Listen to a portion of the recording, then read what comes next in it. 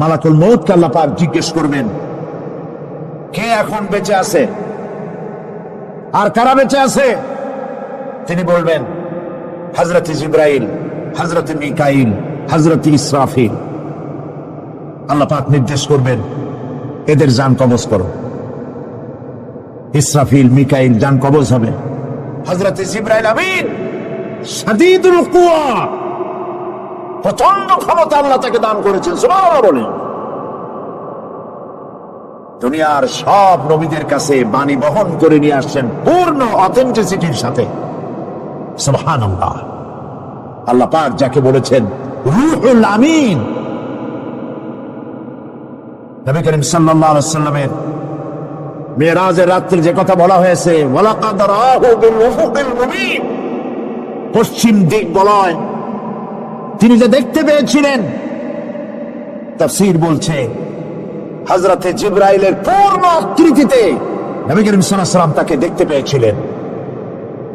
হযরতে জিবরাইল যখন দুনিয়া আসেন, কোন কোন কিতাবে লেখা হয়েছে 600 ডানা আছে তার, দুই ঝাপটায় আকাশ থেকে জমিনে চলে আসেন, সুবহানাল্লাহ।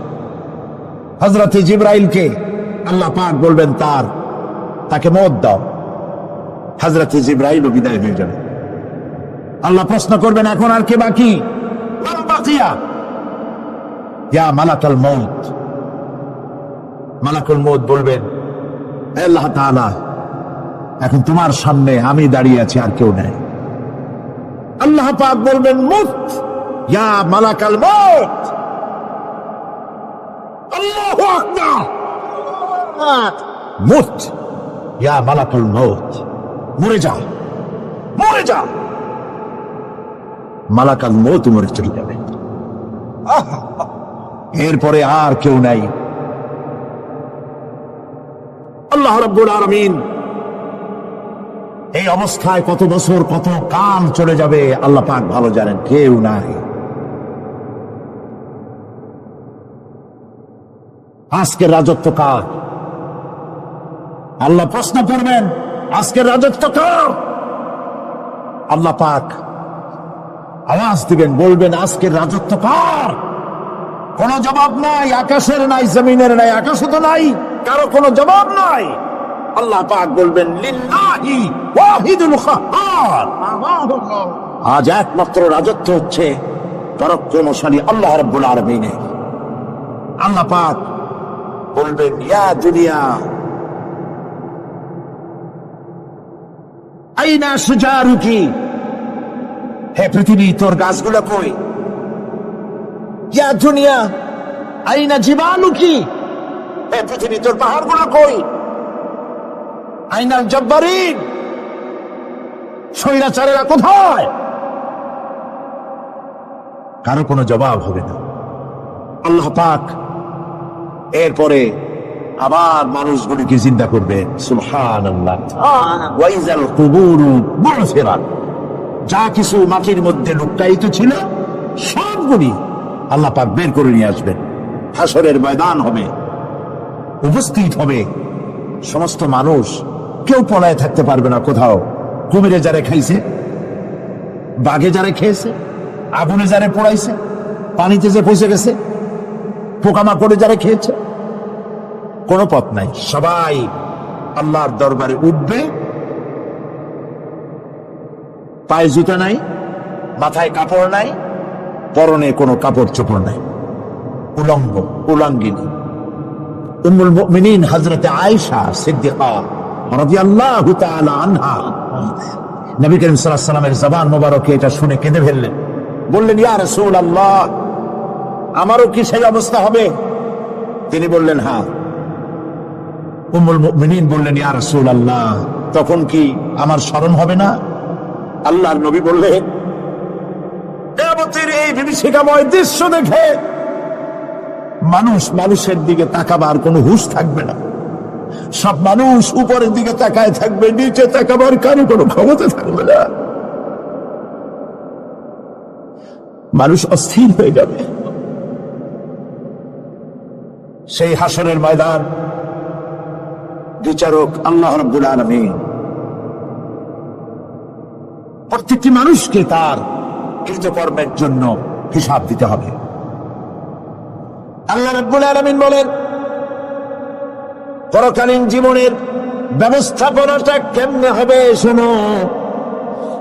ইন্নাস সামআ ওয়াল বাসারা ওয়াল ফুআদা কুল্লু উলাইকা কানা আনহু মাসউলা।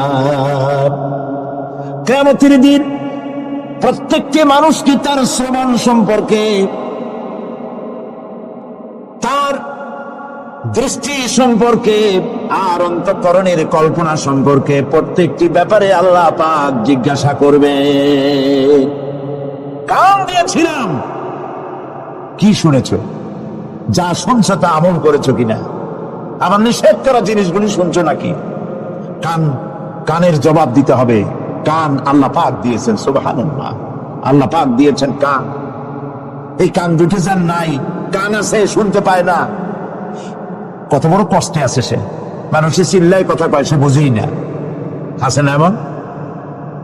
এই কানের সম্পর্কে প্রশ্ন করা হবে, শ্রবণ সম্পর্কে, দর্শন সম্পর্কে প্রশ্ন করা হবে। যা দেখতে নিষেধ করেছে সেগুলো দেখছো নাকি? এর শোকরি আদায় করেছো নাকি? দুটি চোখ, এর শকর আদায় করা কি সম্ভব ভাই? আদায় করা সম্ভব? এই দুটি চোখ যদি না থাকতো, আমার গর্ভধারিণী মাকে দেখতে পারতাম না। এই সুন্দর চোখ দুটি যদি আল্লাহ না দিতেন, আল্লাহর এই সুন্দর সৃষ্টি দেখা থেকে বঞ্চিত হয়ে যেতাম। আল্লাহকে বলি, মনির, হে বিশাল আকাশের মালিক, তুমি দয়া করে না চাইতে আমাদের শরীরে যা দিছো নিয়ামত, মৃত্যুর আগে সিনায় নিও না। দুটি চোখের শকর আদায় করতে পারবো না। চোখের মধ্যে পানি আছে, কান্নার পানি না, সবসময় চোখে পানি আছে। চোখে আমরা পলক দেই না? কত কুদরত আল্লাহ পাকে। এই পৃথিবীতে দিনে রাতে অসংখ্য পলিউশন, রোগ জীবাণু সমানে উঠতেছে। এখন যদি মাইক্রোস্কোপ যন্ত্র এখানে থাকতো, তাহলে দেখতেন এই পরিবেশটা কত দূষিত, কত পলিউশন, কত জার। এগুলি নাকের মধ্য দিয়ে পেটে যাচ্ছে, চোখের মধ্যে ঢুকতেছে ক্রমাগত। চোখের ভিতরে ধুলাবালি ঢুকবে, আর পরিষ্কারের কোনো ব্যবস্থা যদি না করা হয়, চোখের দৃষ্টি নষ্ট হয়ে যেতে পারে। এই জন্য আল্লাহ রাব্বুল আলামিন চোখের ভিতরে মেডিসিন রূপী এক প্রকারের পানি রেখেছেন, আর অটোমেটিক চোখের পাতা ওঠানামা করে প্রতি মুহূর্তে চোখকে ক্লিন করে দিতেছে। এই চোখ সম্পর্কে আল্লাহ রাব্বুল আলামিন প্রশ্ন করবেন, অন্তঃকরণ সম্পর্কে প্রশ্ন করবেন। জবাব দেওয়া সেদিন বড়ই কঠিন হয়ে যাবে। এই জন্য আল্লাহ রাব্বুল আলামিন দুনিয়াবাসীকে সতর্ক করে দিচ্ছেন।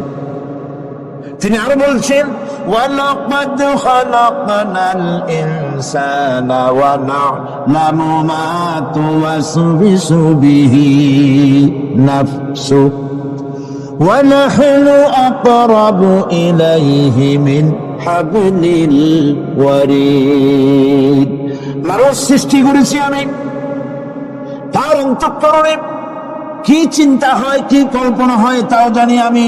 আর আমি আমার বান্দার যেই সাহারাগের উপরে মাথাটা খাড়া বিজ্ঞানীরা খুঁজে পাচ্ছে, আল্লাহ পাক মানুষের গলায় একটা টেপ রেকর্ডার লাগাই দিয়েছেন। সুবহানাল্লাহ বলে। সেই ঠিক টেপ রেকর্ড আমার এই যে বক্তৃতা ভিডিওতে ধারণ করা হচ্ছে, টেপে ধারণ করা হচ্ছে।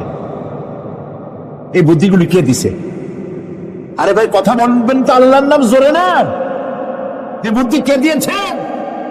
যে আল্লাহ বুদ্ধি দিয়ে আপনার আমার কথা রেকর্ড করাইতে পারে, সে আল্লাহ পাক আপনাদের আমার সাথে অদৃশ্য একটি টেপ রেকর্ড গলার মধ্যে ঝুলায় রাখছেন। এটা বিশ্বাস করবেন না? আব্দুল মুত্তালিব নবী করিম সাল্লাল্লাহু আলাইহি ওয়াসাল্লামের কি হয়? দাদা। উনি দেখা করতে চাইলেন আব্রাহার সাথে। আব্রাহা পারমিশন দিলেন, তিনি ঢুকলেন। তাকে বসতে সম্মানের জায়গা দেওয়া হলো। কুরাইশদের নেতা তিনি। আব্রাহা বললেন, বলেন আপনি কি বলবেন? আব্দুল মুত্তালিব বললেন, আমি জানতে পেরেছি যে তোমার সৈন্যরা আমার জনগণের এবং আমার উট দুম্বা ভেড়া সমানে দখল করতেছে, জবাই করতেছে আর পাইকারি ধরে খাইতেছে। এগুলো সব ধরে নিয়ে আসছে। আমি তোমার কাছে এটা বলতে আসছি, তোমার সৈন্যদেরকে বলো আমাদের উট টুট যা ধরছে ছাগল ভেড়া সব যেন ছেড়ে দেয়। আপনারা কইছে আশ্চর্য কথা, আমি মনে করেছিলাম যে তুমি কাবা শরীফ ভাঙতে আসছি, আমি আমার অনুনয় বিনয় করে তুমি বলবা যে কাবা ঘর রক্ষা করে তুমি ভাঙবো না, তা না কই তুমি তোমার গরু ছাগল উঠ বেড়ান, তোমার কাছে কি কাবার চাইতে উঠ বেড়া ছাগলের দাম বেশি? আব্দুল মুত্তালিব বললেন যে মোটেই না, ওইটার মূল্য আমাদের কাছে অনেক বেশি। তবে আমি ওইটার মালিক না, আমি উঠ ছাগল ভেড়ার মালিক, সেইটা আমি ছাড়াই নিতে আসছি। আর ঘরটা যার, আমি ওই ঘর ধরে বলে আসছি, হে ঘরের মালিক তুমি তোমার ঘর থেকে ঘরকে ঠেকাও।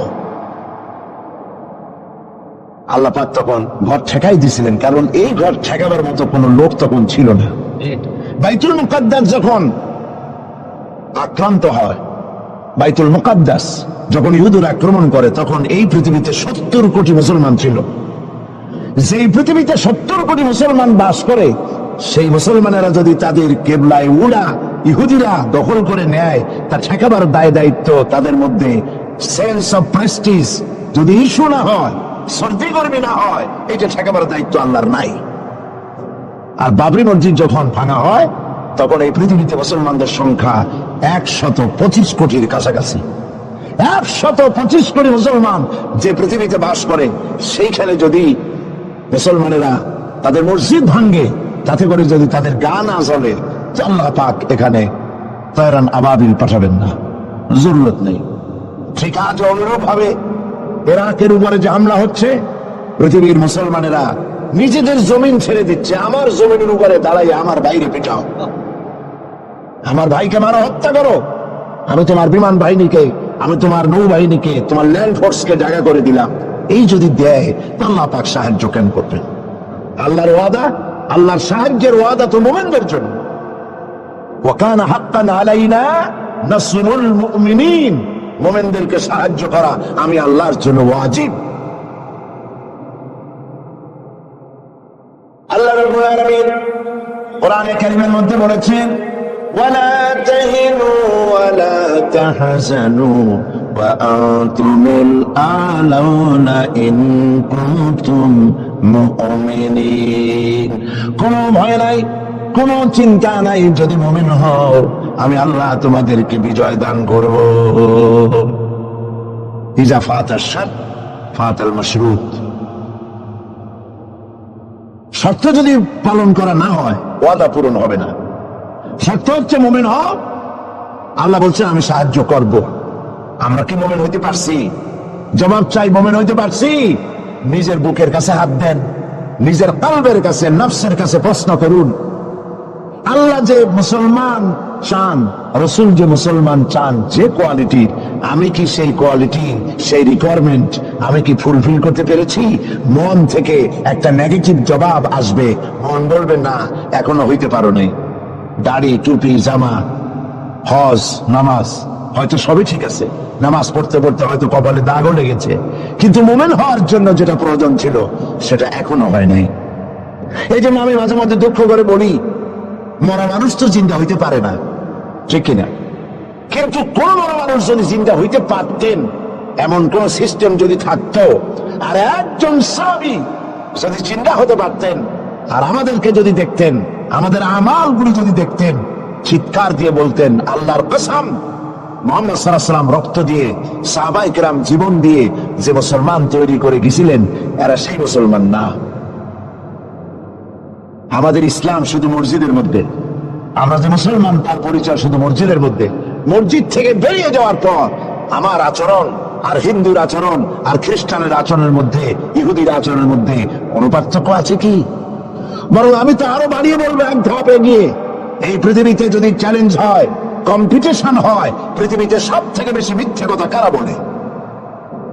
জবাব রূঢ় হলো বাস্তব, জবাবটা হচ্ছে মুসলমানেরাই। ওজনে কম দেয় কারা বেশি? মুসলমান। খাদ্যে ভেজাল দেয় কারা বেশি? মুসলমান। তাহলে আল্লাহর রহমত আমরা কেন পাবো?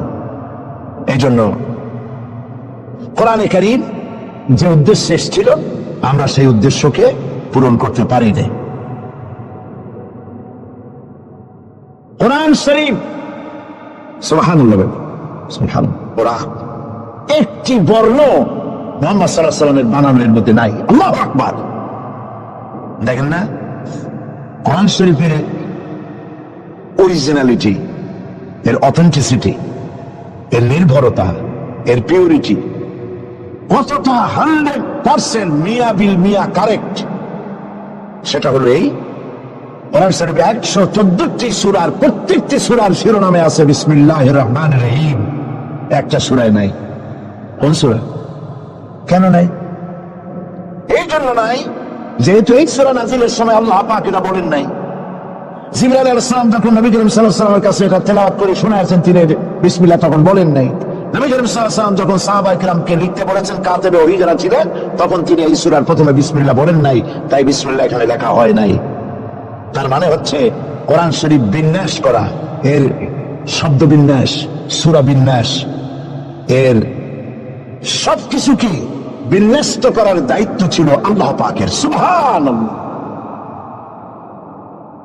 আল্লাহ রাব্বুল আলামিন কোরআনে কারীমের মধ্যে বলেছেন, ইন্না নাহনু নাযালনা যিকরা ওয়া ইন্না লাহু লাহাফিজুন। কোরআন নাযিল করেছি আমি আল্লাহ, আর এর সংরক্ষণের সবটুকু দায়িত্ব আল্লাহ রাব্বুল আলামিন নিজেই গ্রহণ করেছেন, আমি গ্রহণ করেছি। নাযিল করছি আমি, হেফাজত করবো আমি। কে বলেন সবাই? আমি হেফাজত করবো এটাকে। আল্লাহ পাক গ্যারান্টি দিচ্ছেন,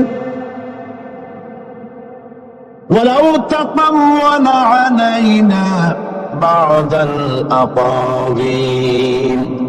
আমার নবী যদি নিজের থেকে বানিয়ে কোনো কথা আমি আল্লাহর নামে কোরআন শরীফের ভিতরে চালাই দিতেন, আমি আমার নবীর ডান হাত চেপে ধরতাম, আর তার কণ্ঠ নালিকে আমি আল্লাহ কেটে ফেলে দিতাম। কত বড় কথা! গলা কেটে ফেলে দিতাম একটি কথাও যদি নিজের থেকে বানিয়ে বলতেন। সুবহানাল্লাহ বলেন।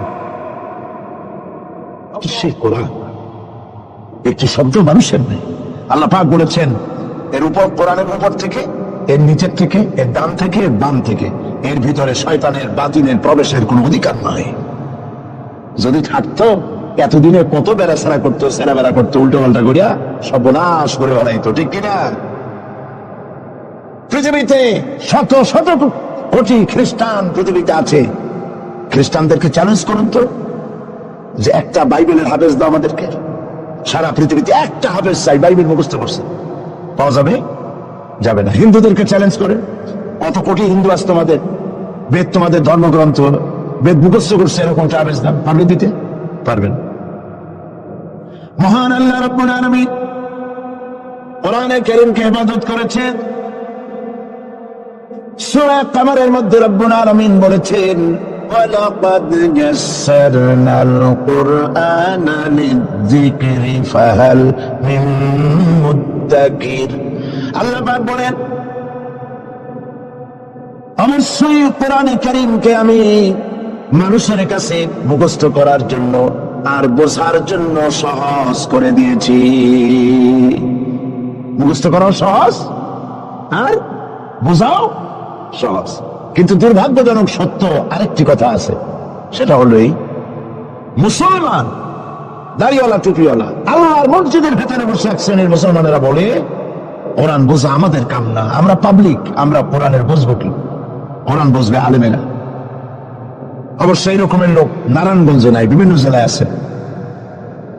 কোরআন আমরা বুঝবো না, বিশাল ব্যাপার, আল্লাহর কোরআন, এর আমরা বুঝবো কি?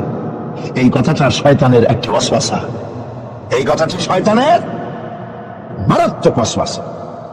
আল্লাহ খান কোরআন দিয়েছেন খালি মৌলানা মৌলবীদের বুঝাবার জন্য, আর কেউ এটা বুঝবে না।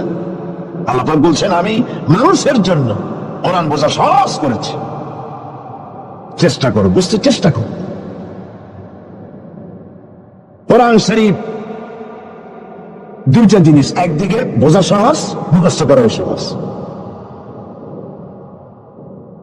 আমার কাছে হাফেজ আমি পেয়েছি 8 বছরের বাচ্চা কোরআন শরীফ মুখস্থ করছে। আজকে পত্রিকায় দেখলাম একটা ছোট্ট মেয়ের ছবি, 7 বছরের কোরআন শরীফ মুখস্থ করেছে, কোন মৌলানা সাহেবের ছেলে, তার মাও হাফেজ, বাবাও হাফেজ।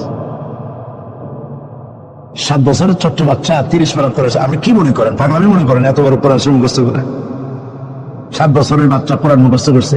আমার কাছে মনে হলো যেন আটলান্টিক মহাসাগর আল্লাহ ঝিনুকের মধ্যে ঢুকাই দিছে। এই যে শরফুদ্দিন খলিফা নাকি একটা ছোট্ট বালের বাচ্চার একটা ক্যাসেট বেরিয়েছে না, তানজানিয়া। লোকেরা বলে, খুব আশ্চর্য হয়ে যায় যে কেউ কেউ তো বলে যে এগুলি কম্পিউটার দিয়ে বানাইছে। যারা আল্লাহ কুদরত বিশ্বাস করে না তারা এরকম বলে। লোকেরা আশ্চর্য হয়ে যায়, এত রকম ছোট ছেলে কোরআন শরীফ মুখস্থ করো কেমনে? বয়স তার 4 বছর। আসলে বয়স 4 বছর না, আমি আজ থেকে 4 বছর আগেই তার ক্যাসেট দেখেছি লন্ডনে। হইতেই পারে, আল্লাহ পাক যদি ইচ্ছা করেন করতেই পারে। চিন্তা করে দেখেন না, একটা লোক 40 বছর পর্যন্ত লেখাপড়া জান, লিখতেও পারেন না, পড়তেও পারেন না, নামও সই করতে পারেন না, কোন রাজনৈতিক ব্যক্তিদের সাথে ওঠা বসা করেননি, কোন কবি সাহিত্যিকদের সাথে ওঠা বসা করেননি। সেই লোকটি 40 বছর পর এমন কথা বললেন রাজনীতির কথা, দুনিয়ার সব রাজনীতি ফেল হয়ে গেল। অর্থনীতির ব্যাপারে, সমাজনীতির ব্যাপারে এমন সব কথা বললেন, দুনিয়া ফেল। 40 বছর যিনি লেখা জানেন না, পড়া জানেন না, লিখতে জানেন না, পড়তে জানেন না, কে তিনি? সাল্লাল্লাহু আলাইহি ওয়াসাল্লাম। আল্লাহ পাক কেন পারবেন না? মরা গাছ দিয়ে ফুল ফুটাই দিতে পারেন, মরুভূমির ভিতরে পানির প্রস্রবণ ঘটিয়ে দিতে পারেন, আমিরকে ফকির করতে পারেন, ফকিরকে আমির করতে পারেন। এই তো আল্লাহ। যালিকুমুল্লাহু রাব্বুকুম, ইনি হচ্ছেন তোমার আমার রব। সুবহানাল্লাহ।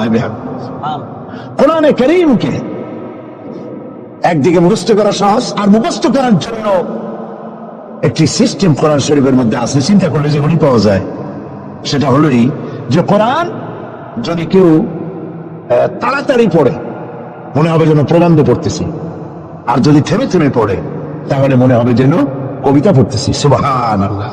প্রত্যেকটা লাইনে লাইনে মিল, ছন্দের আকারে কোরআন শরীফ পৃথিবীর সমস্ত সাহিত্যে মানকে ছাড়িয়ে এত উপরে গিয়েছে যে মান পর্যন্ত পৃথিবীর কোন সাহিত্য কিয়ামত পর্যন্ত পৌঁছাতে পারবে না। এর ফাসাহাত, এর বালাগাত, কোরআন শরীফের সাহিত্যিক মান চিরকালের জন্য কালজয়ী, এর পাশেও কেউ দাঁড়াইতে পারবে না। সুবহানাল্লাহ। কি পাগল ছাগল হাবিজাবি নবীয়তের দাবি করে। আচ্ছা, নবীর দাবি করলে তো তার কাছে ওহী আসতে হবে। এই যে ছাগল পাগল যেগুলো নবীর দাবি করলো, নবী করিম সাল্লাল্লাহু আলাইহি ওয়াসাল্লাম ইন্তেকালের পরে 30 জন মিথ্যাবাদী নবুয়তের দাবি করবে, ঠিক না? তো নবী হইতে হইলে 3টা শর্ত লাগে। একটা হলো ওহী আসতে হবে, মুজিজা থাকতে হবে, আর চরিত্র। নবীর কপালে লেখা থাকে না যে নবী, বুকের উপরে লেখা থাকে না যিনি নবী। চরিত্র দিয়েই প্রমাণ হয় ইনি কোন সাধারণ মানুষ নন, ইনি আল্লাহর নবী। সুবহানাল্লাহ। তাই তো হযরতে নবী করিম সাল্লাল্লাহু আলাইহি ওয়াসাল্লাম যখন হযরত খাদিজা রাদিয়াল্লাহু তাআলা আনহার কাছে যখন দ্বীনের দাওয়াত দিলেন, কালেমার দাওয়াত দিলেন, 1 সেকেন্ডও তিনি দেরি করেন নাই। চিন্তা করেন না, আপনি নিজেকে বহুত ফেরেশতা রূপে আপনি বলতে পারেন যে আমি একেবারে অ্যাঞ্জেলিক ক্যারেক্টারের লোক, ফেরেশতা চরিত্রের মানুষ। বাইরে গিয়ে বহুত কথা বলতে পারেন, এমনকি বাইরে গিয়ে অনেক মুরিদ বানাইতে পারেন। পেশাবদেরকে জিজ্ঞেস করা উচিত যে আপনার বউ আপনার কাছে মুরিদ হয়েছে কিনা। বউ মুরিদ করে এত সহজ না। একজন পীরেরই দেখছিলাম একটা বইয়ের মধ্যে গল্প, বউ তাকে পীর মানতেই চায় না, বহুত চেষ্টা করছে মুরিদ বানাবার জন্য, পারেনি। একদিন বউকে কেরামতি দেখাবার জন্য সে তার রান্না করতেছিল বাইরে, ওইটার উপর দিয়ে সে উড়ে গেল। এরপরে সে নামলো, বউ তাকে দেখে বলে, দেখছো তুমি তো পীরগিরি করো, এই যে একটা লোক কেবল মাত্র পাগড়ি বাঁধতে মাথার উপর জুড়ে গেল, তুমি কি এরকম পারো? আরে বেটি, আমি তো উড়ে গেলাম। তোমার দেখাবার জন্য তুমি বিশ্বাস করো না, ও সেই জন্য তো একটু কাইত হয়ে গেছো, সোজা হয়ে যেতে পারো নাই। বউ তো তার স্বামীর জন্য জীবন দিতে পারে, তার ভালোবাসা সবটা উজাড় করে দিতে পারে, কিন্তু ঈমান আনা সহজ নয়। যেহেতু বউ, আপনি সবাইকে ফাঁকি দিতে পারবেন, আপনার স্ত্রীকে কখনো ফাঁকি দিতে পারবেন না। আপনি কোথায় যান, কত রাত্রে বাড়ি ফেরেন, কার সঙ্গে টেলিফোনে কথা বলেন, আপনার ইনস অ্যান্ড আউট, ভেতর এবং বাইরের সব সূর্যের মতো পরিষ্কার আপনার স্ত্রীর কাছে। এই জন্য নবী করিম সাল্লাল্লাহু আলাইহি ওয়াসাল্লাম বলেছেন, তোমাদের মধ্যে উত্তম সেই ব্যক্তি যে ব্যক্তি তার স্ত্রীর কাছে উত্তম। আমি আমার স্ত্রীদের কাছে উত্তম ব্যক্তি। সুবহানাল্লাহ। হযরত নবী করিম সাল্লাল্লাহু আলাইহি ওয়াসাল্লাম তিনি যখন হযরতে খাদিজাকে যখন দ্বীনের দাওয়াত দিলেন, কালেমার দাওয়াত দিলেন, বললেন এক আল্লাহর ইবাদত করো, আমারে শেষ জামানার নবী হিসাবে মেনে নাও, আখেরি নবী হিসাবে আমাকে মেনে নাও। হযরতে খাদিজা এক মুহূর্ত দেরি করেন নাই, সঙ্গে সঙ্গে পড়েছেন লা ইলাহা ইল্লাল্লাহু মুহাম্মাদুর রাসূলুল্লাহ। জোরে পড়েন লা ইলাহা ইল্লাল্লাহর মতো জায়গা মাহফিল করবেন তো খয়রাত করতে নামবেন, ছোট্ট বাটি নিয়ে নামবেন কেন? বিরাট ঝুলি নিয়ে নামেন। কেউ তো বেশি দিলে তখন দেবেন কি করে? এই জন্য আপনি যেমন ব্যবস্থা করবেন সেরকম। আমরা তো আরামে বক্তৃতা শুনতেছি, আর ইরাকের মুসলমানদের ঘুম হারাম হয়ে গেছে, খাবার নাই। গতকাল ব্রাহ্মণবাড়িয়ায় বলেছি, ইরাকের গর্ভবতী নারীরা তারা ডাক্তার সরকারের কাছে দাবি জানাইছিল যুদ্ধের একদিন আগে, বলছিল আমাদেরকে অপারেশন করে বাচ্চাগুলো বের করে দাও। আমেরিকার কাফেরদের বিরুদ্ধে লড়াই করে শহীদ হয়ে মরতে চাই।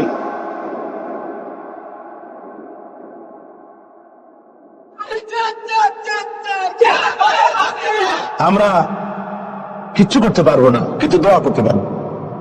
কি করতে পারবো? তবে দোয়া কবুল হোক আর না হোক এই নিয়ে তাড়াহুড়ো করবেন না। অনেকে মনে করে দোয়া তো করছিলাম আফগানের জন্য, হয়েছে কি?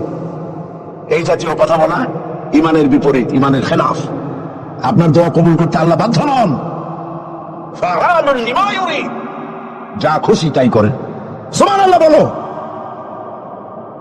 এই দোয়া যে করি, এই দোয়া কবুল আজ হবে, কাল হবে, অথবা 5 বছর 10 বছর পরে হবে, অথবা কবুল যদি না হয়, শাহনশাহ রব্বুল আলামিনের দরবারে দোয়া করা হয়েছে, এই জন্য আল্লাহ পাক কিয়ামতে মর্যাদা বৃদ্ধি করে দিবে। দোয়া করতেই হবে, দোয়া ছাড়া পথ নাই। কাজে বসবেন, হাঁটাহাঁটি করা ঠিক না। হযরতে খাদিজাতুল কুবরা রাদিয়াল্লাহু তাআলা আনহা ঈমান এনে কালেমা পড়ে বললেন কি জানেন? বললেন আবাল কাসিম, হে কাসেমের পিতা, হে কাসেমের পিতা, আমি বিগত 15টি বছর আপনার সাথে ছিলাম স্ত্রী হিসেবে। আমি আপনার মধ্যে যে আচরণ দেখেছি, যে আখলাক দেখেছি, এটা কোনো সাধারণ মানুষের হতে পারে না। আপনি অবশ্যই আল্লাহর নবী, বিন্দু মাত্র সন্দেহ আমার নাই। সুবহানাল্লাহ। প্রিয় ভাই সব, সেই নবীদের জন্য 3টি শর্তের কথা বলেছিলাম। একটা হলো ওহী, একটা মুজিজা, একটা উন্নত মানের চরিত্র। ওহী ছাড়া নবী হওয়া যায় না। এই কোরআন সর্বশেষ ওহী মুহাম্মদ সাল্লাল্লাহু আলাইহি ওয়াসাল্লামের পরে। এরপরে আল্লাহর কোন ওহী আসবে না, একটা শব্দ আসবে না পৃথিবীর মানুষের জন্য। কমপ্লিট করে দেওয়া হয়েছে। আল ইয়াউমা আকমালতু লাকুম দীনাকুম ওয়া আতমামতু আলাইকুম নি'মাতি ওয়া রাদিতু লাকুমুল ইসলাম দীনা। এটাকে কমপ্লিট করা হয়েছে আল্লাহর পক্ষ থেকে। পৃথিবীর মানুষের জন্য আর একটি শব্দ প্রয়োজন নাই। বিজ্ঞানের আবিষ্কার যত বড়, কোরআন শরীফের কিচ্ছু তাতে আসে যায় না। যদি কোন আহাম্মক বলে যে বর্তমান বিজ্ঞানের যুগ, কোরআন নাজিল হয়েছে কত বছর আগে? 1400 বছর আগে কোরআন নাজিল হয়েছে, সেই যুগের কোরআন। আর এখন মডার্ন যুগ, এখন কি এগুলি চলে? আরে বাবা, তোমার বিজ্ঞান ফেলের সামনে। বিজ্ঞানের থিওরি হচ্ছে, বিজ্ঞানের একটি থিওরি এই যে বিজ্ঞানের কোন থিওরি ফাইনাল নয়। আজকে এক বিজ্ঞানী এক কথা বলে, কালকে আরেকজন আরেক কথা বলে। একদিন তো ডারউইন বলেছে এই মানুষগুলো মানুষ না, সবগুলো বান্দর। ও নিজেও বান্দর। বান্দর কেন? মানুষের নাকি দেখা যায় বান্দরের মতো। আচ্ছা বলেন, বান্দর আমার মামু হয়, শিম্পাজি আমার নানা, ওরাং ওটাং দাদা। এ বলে এর মধ্যে কোনো গৌরব আছে? এর মধ্যে কোনো গৌরব আছে? কোনো গৌরব নাই। ডারউইনের গোষ্ঠী বান্দরের গোষ্ঠী হইতে পারে, কিন্তু আমরা বান্দরের গোষ্ঠী না। আমরা আসছি আদম থেকে, আদম আসছে মাটি থেকে। সুবহানাল্লাহ। ওই সময় সে বলছিল, আমি চিন্তা করছি যে কয় বোতল খাইয়া এরকম লিখতে পারে। ওই সময় সে বলছে মানুষ বান্দর জাতি। এরপরে যারা পৃথিবীতে বিজ্ঞানী, তার সমকালীনের পরপরই যারা এসছে, তারা রিসার্চ করে বলেছে এই ডারউইনের এই কথা হলো একটা বান্দরামি। এটা ঠিক না। কারণ মানুষ যদি বান্দরের জাত হয়, তার বান্দর তো পৃথিবী থেকে বিলুপ্ত হয় নাই, এখনো পৃথিবীতে বহুত বান্দর আছে। এই বান্দর গুলা আমরা তো একটা বান্দর এরকম দেখলাম না যে কোমর পর্যন্ত মানুষের মতো হয়ে গেছে। আরো কিছু ভালো করে খাওয়াইলে তাড়াতাড়ি করে মানুষ হয়ে যাবে, অর্ধেক মানুষের মতো হয়েছে, 12 মানুষের মতো হয়েছে, অথবা মানুষ এই মাত্র হয়ে গেল বান্দর থেকে লেস করে গেছে। এরকম হয়েছে কোথাও? কোন জিনিসের সাথে কোন জিনিসের সিমিলারিটি থাকলে এইটা ওইটার বংশের, এটা কি করে বলা যায়? এরকম বলেছে কেন তারা? মন যা বলেছে তাই বলেছে।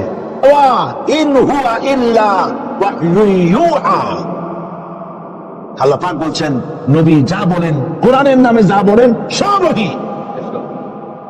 তিনি রস এবং প্রবৃত্তিকে অনুসরণ করে কোনো কথা বলেন না, আমি যা বলতে পারি তাই বলেন। সুবহানাল্লাহ। সুতরাং নবী করিম সাল্লাল্লাহু আলাইহি ওয়াসাল্লামের কাছে কোরআন এসেছিল এই কারণে যে কোরআন দিয়ে তিনি একটি সমাজ বিপ্লব করবেন, তাবিজ লাগবেন, এই জন্য কোরআন আসে নাই। বুঝেন কিনা কথা? এই যে দেখুন আমার হাতে কোরআন শরীফ একটা আছে, ছাপা হয়েছে সুলেমানিয়া বুক হাউস, বাংলা বাজার, ঢাকা। কে তাদেরকে অধিকার দিল কোরআন শরীফ সেবে কোরআনের মধ্যে তাবিজের নকশা আঁকা? আল্লাহর কালামের সাথে এটা বেয়াদবি, বেহরমতি। এই জাতীয় কোরআন শরীফ বাজারে পাইলে আপনারা কিনবেন না। কোরআন শরীফ নাম্বার দিয়ে তাবিজ লেখার কোন অধিকার ইসলাম কাউকে দেয় নাই। কোরআন শরীফকে জাতির কাছে হালকা করেছে তাবিজের ব্যবসা দিয়ে, এটাকে একটা তাবিজের কিতাব বলে মনে করা হয়েছে। দেখুন সূরা ফাতিহা, এই নকশা গলায় বাঁধিয়ে রাখিলে মুক্তি পাওয়া যাইবে রোগ হইতে। সূরা মারিয়াম পেটে বাঁধিয়ে রাখলে বাচ্চা হবে তাড়াতাড়ি। সূরা ইউসুফ, এই নকশা গলার সাথে ঝুলায় রাখলে বিয়ে হবে তাড়াতাড়ি, কাঙ্ক্ষিত প্রেমিকাকে পাওয়া যাবে। এই জাতীয় আল্লাহর কালামের সাথে তামসা করেছে এরা, নাউজুবিল্লাহ বলে। তাবিজগুলো কি? কতগুলো দাগ দেওয়া, আর তার মধ্যে 573, 6072, 286, 1382 হারাম। আপনি 786 10 লক্ষ বারো যদি দেখেন, একবার বিসমিল্লাহর সমান হবে না। ইমানকে সাফ করতে হবে। কোরআন শরীফ তাবিজ লেখার জন্য আসে নাই। নবী করিম সাল্লাল্লাহু আলাইহি ওয়াসাল্লাম তাবিজ লেখেন নাই, অনুমতি দেন নাই। সাহাবায়ে কেরামের একজন সাহাবীও তাবিজ লেখেন নাই। ঝাড় ফুকের ব্যাপারে ইসলাম অনুমতি দিয়েছে। নবী করিম সাল্লাল্লাহু আলাইহি ওয়াসাল্লাম নিজে ঝাড় ফুক করেছেন, সাহাবায়ে কেরাম করেছেন। তাবিজ লিখে লেখা ধান্দাবাজি কারে কয়? বলে যে টিউবওয়েলের পানি, কুয়ার পানি, খালার পানি, বেলের পানি, ড্রেনের পানি, পুকুরের পানি, নদীর পানি, 7 জায়গা দিয়ে পানি আনবা। জাফরানের কালি, তারপরে কালিজিরার ছাতু, এইগুলো মিশাইয়া এরপরে দাগ দাগ দিয়ে তাবিজ লিখলো। তারপরে লেখে এক এক পাশে ইয়া জিবরাইল, ইয়া মিকাইল, ইয়া ইসরাফিল, ইয়া জিবরাইল, হাবিজাবি কতগুলো লিখিয়া এই জাতীয় যা খুশি আল্লাহর ফেরেশতাদের নাম লিখে গলায় ঝুলাবার কোনো মানে নাই। এগুলি করে কোরআন শরীফকে বেহুরমতি করা হয়েছে। নাউজুবিল্লাহ বলেন। বিশ্বাস করুন, কোরআন তাবিজ লেখার জন্য আসে নাই, কোরআন এসেছে ভাগ্য পরিবর্তন করার জন্য। আল্লাহ রাব্বুল আলামিন বলেন, তাহা মা আনজালনা আলাইকাল কুরআনা লিতাশকা। নবী হে, কোরআন আপনার উপর এই জন্য নাযিল করা হয় নাই যে আপনি আপনার ভাগ্য নষ্ট হয়ে যাবে, ভাগ্য বিপর্যস্ত হবে না, এই জন্য কোরআন আসে নাই। কোরআন এসেছে ভাগ্যকে সুপ্রসন্ন করার জন্য। সুবহানাল্লাহ। সেই কোরআনের সাথে সম্পর্ক করেছি তাবিজের, কোরআনের সাথে সম্পর্ক করেছি চুমা দেওয়ার, মাথায় রাখার, বুকে লাগাবার। হ্যাঁ ঠিক আছে, কোরআন শরীফ মাথায় লাগাবো না, কি লাগাবো? চুমা কোরআনে দেবো না, কোথায় দেবো? বুকে কোরআন লাগাবো না, তা কোথায় লাগাবো? এটা ঠিক আছে, কিন্তু আপনি বলেন, আপনি ডাক্তারের কাছে গেছেন, আপনি রোগী, ডাক্তার আপনাকে প্যাথোলজিক্যাল টেস্ট করে আপনার ডিজিজ কি তা ফাইন্ড আউট করে আপনাকে দিয়ে দিল, কি দিল? প্রেসক্রিপশন। আপনি প্রেসক্রিপশন গ্লাসের ভিতরে ভিজাইয়া 41 দিন সকালে আর বিকালে পান করলেন, অথবা প্রেসক্রিপশন ভাস করে মাদুরের মধ্যে ঢুকায়া গলায় ঝুলাই দিলেন, অথবা প্রেসক্রিপশন সকাল বিকাল চুমা খাইলেন, রোগ ভালো হবে? রোগ ভালো হবে? যদি কেউ প্রেসক্রিপশনের সাথে কোনো রোগী যদি এই ব্যবহার করে, তাহলে সেই রোগী সম্পর্কে আপনার চিন্তা, আপনার মত, আপনার রায়, আপনার ফতোয়া কি হবে বলেন? বলেন জোরে। এটা যদি আল্লাহ পাক যদি হন মহান চিকিৎসক, আর এটা যদি হয় সেই মহান চিকিৎসকের পক্ষ থেকে বিশ্ববাসীর সমগ্র রোগের জন্য মহা চিকিৎসাপত্র প্রেসক্রিপশন, তাহলে এই প্রেসক্রিপশনের সাথে যারা ওই জাতীয় ব্যবহার করে তাদেরকে কি বলবে? এবারের ফতোয়া নিজের গায়ে পড়বে। বাচ্চা বড় হইতে পারে না, মায়ের পেট থেকে বাচ্চা আসছে, সমানে এতগুলো তাবিজ ঝুলাই দিছে গলায়। বাচ্চা যদি কথা বলতে পারতো তাহলে বলতো যে আল্লাহ কি অপরাধ করছে, এর চেয়ে তো মায়ের কাছে ভালো ছিলাম, এগুলো তো জাগাইতেও পারি না। কতগুলো তাবিজ, এরপরে কালো সুতা, হলুদ সুতা, লাল সুতা কোথায় পাইছো? আজমির শরীফ থেকে আনছি। হারাম। পীর সাহেবদের কাছে যাওয়া হয় আর তারা ফু দিয়া সুতায় গিরা গিরা দিয়ে দেয়, হারাম। কেন সুতায় গিরা দিবেন? মুসলমান ছাগলের বাচ্চা নয় যে দড়ি দিয়ে সুতা দিয়ে আপনি বাঁধবেন। আপনাদের শরীরে যদি তাবিজ থাকে, বাড়ি যদি কারো থাকে, সব খুলে নদীতে ফেলে দেন। আলাইসাল্লাহু বিকাফিন আবদা, আল্লাহ পাক বলছেন আমি কি আমার বান্দার জন্য যথেষ্ট নই? আলাইসাল্লাহু বিকাফিন আবদা, আমি আল্লাহ আমার বান্দার জন্য যথেষ্ট নই? চিল্লায় বলেন অবশ্যই যথেষ্ট। ওয়াইজা সাআলতা ফাসআলিল্লাহ ওয়াইজা ইসতাআনতা ফাসতাইন বিল্লাহ, যা বলার এক মহান সত্তার কাছে বলো, যা চাওয়ার এক মহান সত্তার কাছে চাও। তিনি কে? তিনি হচ্ছেন আল্লাহ পাক। সুবহানাল্লাহ বলে, সুবহানাল্লাহ। প্রিয় ভাই সব, যারা মাজারে যায়, ওই যে মাজার আছে সিলেট শাহজালালের রহমতুল্লাহ আলাইহির মাজার, আজমিরে আছে খাজা মুঈনুদ্দিন চিশতি রহমতুল্লাহ আলাইহির মাজার, বাগদাদে আছে হযরত বড় পীর মহিউদ্দিন আব্দুল কাদের জিলানী রহমতুল্লাহ আলাইহির মাজার। বাংলাদেশ থেকে লোকেরা তাদের পয়সা করি আছে, সব জায়গায় যায়। কেন যায়?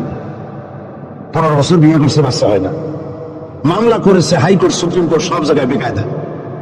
ব্যবসা করে, খালি লাল বাতি জ্বলে, ওষুধপত্র খায়, রোগ ভালো হয় না, চলে গেল মাজারে। একটু সময়ের জন্য কমন সেন্সের কমন বাদ দিয়া শুধু সেন্স দিয়ে চিন্তা করি। যার কাছে আপনি আপনার অভিযোগ বলতে গেছেন, এই 3 জন উনির কথাই ধরি, বাকিদের পরে ধরি। ওনাদের মাতৃভাষা কি? শাহজালাল রহমতুল্লাহ আলাইহির মাতৃভাষা কি? আরবি। বলেন কি? আরবি। ইয়েমেন থেকে তিনি এসেছিলেন, আরবি। খাজা মুঈনুদ্দিন চিশতি রহমতুল্লাহ আলাইহির মাতৃভাষা আরবি। হযরতে বড় পীর আব্দুল কাদের জিলানী রহমতুল্লাহ আলাইহির মাতৃভাষা আরবি। আপনি গিয়ে বাংলা বললেন, খাজা বাবা আমার তো 15 বছর বিয়ে করছি, বাচ্চা মোটে হয় না, এখন করবো কি? আপনার কথা খুব বুঝছেন তিনি, তাই না? খুব বুঝেছেন। গেল 1 নম্বর মিসফায়ার। 2 নম্বরে, আপনি যে কবরের কাছে গিয়ে কথাগুলি বলছেন, তিনি যে কবরে আছেন তার গ্যারান্টি কি? ওখানে তো তিনি নাও থাকতে পারেন। সাধারণ এমপি মন্ত্রী কোন জেলায় যদি যায়, সরকারের মেহমানখানা আছে, নাম কি? Circuit house. মেহমান যে আন্দাজের সরকারের তেমন ব্যবস্থা আছে, ডাকবাংলা আছে, রেস্ট হাউস আছে, সার্কিট হাউস আছে, ঠিক না? 2 রকমের মেহমান। এক প্রকার হলো ভিআইপি, আর এক প্রকার হচ্ছে নিকৃষ্ট চোর ডাকাত, এরাও সরকারের মেহমান। চোর ডাকাত, মুখ্য বদমাশ, সন্ত্রাসী, ওরা যদি মেহমান হয়ে পুলিশে, এদের ধরবে কারা? এই মেহমানদের ধরবে পুলিশে, ধরে নিয়ে ওদের জন্য মেহমানখানা হলো হাজত, হাজতের মধ্যে থুয়ে দিবে, কনভিক্টেড হলে পরে জেলখানার মধ্যে ঢুকাই দেবে, ঠিক কিনা? আর যদি এমপি হয়, মন্ত্রী হয়, প্রধানমন্ত্রী হয়, তা থাকার জন্য প্রত্যেকটা জেলায় গভর্নমেন্ট সার্কিট হাউস করে রেখেছে। এই সব মন্ত্রী প্রধানমন্ত্রীর চাইতে ওলিউল্লাহ, আল্লাহর ওলি যারা, তাদের মর্যাদা আল্লাহর কাছে অনেক বেশি। তারা ইন্তেকাল করবেন আর আল্লাহর মাঝের মধ্যে ভালাই করবেন। আল্লাহর কোন রেস্ট হাউস থাকতে নাই, আল্লাহর কোন গেস্ট হাউস থাকতে নাই। হয়তো তিনি কবরে নাই, গেস্ট হাউসে তিনি আরাম ফরমাচ্ছেন। 2 নম্বর মিসফায়ার। 3 নম্বরে, কবরে যদি থাকেও তখন তিনি ঘুমে আছেন না চেতনা আছেন। যদি ঘুমে পড়তে থাকে তাহলে 3 নম্বর মিসফায়ার, কোনো কামে লাগলো না। এই জন্য চাইতে হবে এমন মহান সত্তার কাছে যিনি কখনো ঘুমান না, লা তাখুযুহু সিনাতুন ওয়ালা নাওম, যার ঘুমও নাই তন্দ্রাও নাই। কে তিনি? চিল্লায় বলুন। কলিজাটারে পরিষ্কার করেন, সাফ করে নেন। এভাবে সাফ করবেন, কোন গাফির, কোন সিনগাফির আমার ভাগ্য ভালো বানাতে পারবে না, পারবে না, পারবে না। কোন মরাফির, কোন সিনগাফির ফু দিয়া আমার ভাগ্যকে বিনষ্ট করে দিতে পারবে না। খাইরিহি ওয়া শাররিহি মিনাল্লাহ তাআলা, আমার ভালো আমার মন্দ কেবলমাত্র এক মহান সত্তার গোষ্ঠীর ভিতরে নিবদ্ধ, তিনি আল্লাহ রব্বুল ইজ্জত ওয়াল জালাল। গোটা আকাশ, গোটা জমিন যার মুঠার ভেতরে। মুসা আলাইহিস সালাম বলেছিলেন, আল্লাহ তুমি নাকি ঘুমাও না, আল্লাহকে বিশ্বাস করো না।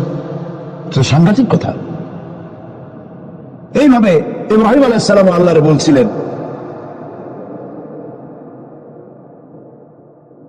রব্বি আরিনি কাইফা তুহিয়িল মাউতা, আল্লাহ তুমি মরাকে চিন্তা করো কেমনে?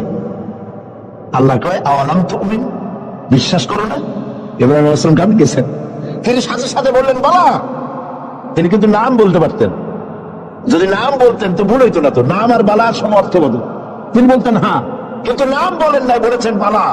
সাথে সাথে একটু দেরি করেন নাই। আল্লাহ প্রশ্ন করছেন কত বড় লোভ পয়গম্বরের জন্য, আওয়ালাম তুমিন, বিশ্বাস করো না যে আমি মরার চিন্তা করতে পারি? ইব্রাহিম আলাইহিস সালাম বলেন বালা। এর অর্থ হচ্ছে হয় নট, কেন নয়, অবশ্যই বিশ্বাস করি। ওয়ালাকিন লিয়াতমাইন্না কলবি, তবে মূল বিষয় হলো যদি আমি চোখে দেখতাম, কানে শোনার, চোখে দেখা ব্যাপারটা একটু ভিন্ন। আল্লাহ বলেন বিশ্বাস যখন করছো, মরারে কেমনে চিন্তা করি আমি তোমাকে দেখাবো। সুবহানাল্লাহ, এই কোরআন শরীফের মধ্যে আল্লাহ বলেছেন। মুসা আলাইহিস সালাম বলছেন আল্লাহ তুমি নাকি ঘুমাও না, আল্লাহকে বিশ্বাস করো না। আল্লাহ বিশ্বাস করো, তবে বুঝি না জিনিসটা। মুসা আলাইহিস সালাম ভয় পেয়ে গেলেন। আল্লাহ রাব্বুল আলামিন বলেন ভয়ের কোনো কারণ নাই। এটা একটি উদাহরণের জন্য আমি তোমাকে গ্লাস নিয়ে দাঁড়িয়ে থাকতে বলেছিলাম। একটা গ্লাস হাতে নিয়ে কয়েকটা সেকেন্ড বা একটা মিনিটও দাঁড়াইতে পারলা না, হাতের থেকে ঘুমের কারণে ভেঙ্গে চুরমার হয়ে গেল। তোমার রব, তোমার আল্লাহ হাতের মুঠার ভিতরে সপ্ত আসমান জমিন কুল কায়নাত, এর কন্ট্রোলিং সিস্টেম, এই ট্রাফিক সিস্টেম সবকিছু আল্লাহ রাব্বুল আলামিন কন্ট্রোল করেন। তোমার আল্লাহ যদি ঘুমায় যায় সব শেষ হয়ে যাবে। লা তাখুযুহু সিনাতুন ওয়ালা নাওম, তার ঘুমও নাই তন্দ্রাও নাই। আর তাছাড়া মাখলুক, তার যে আদত, খালেকের সে আদত হতে পারে না।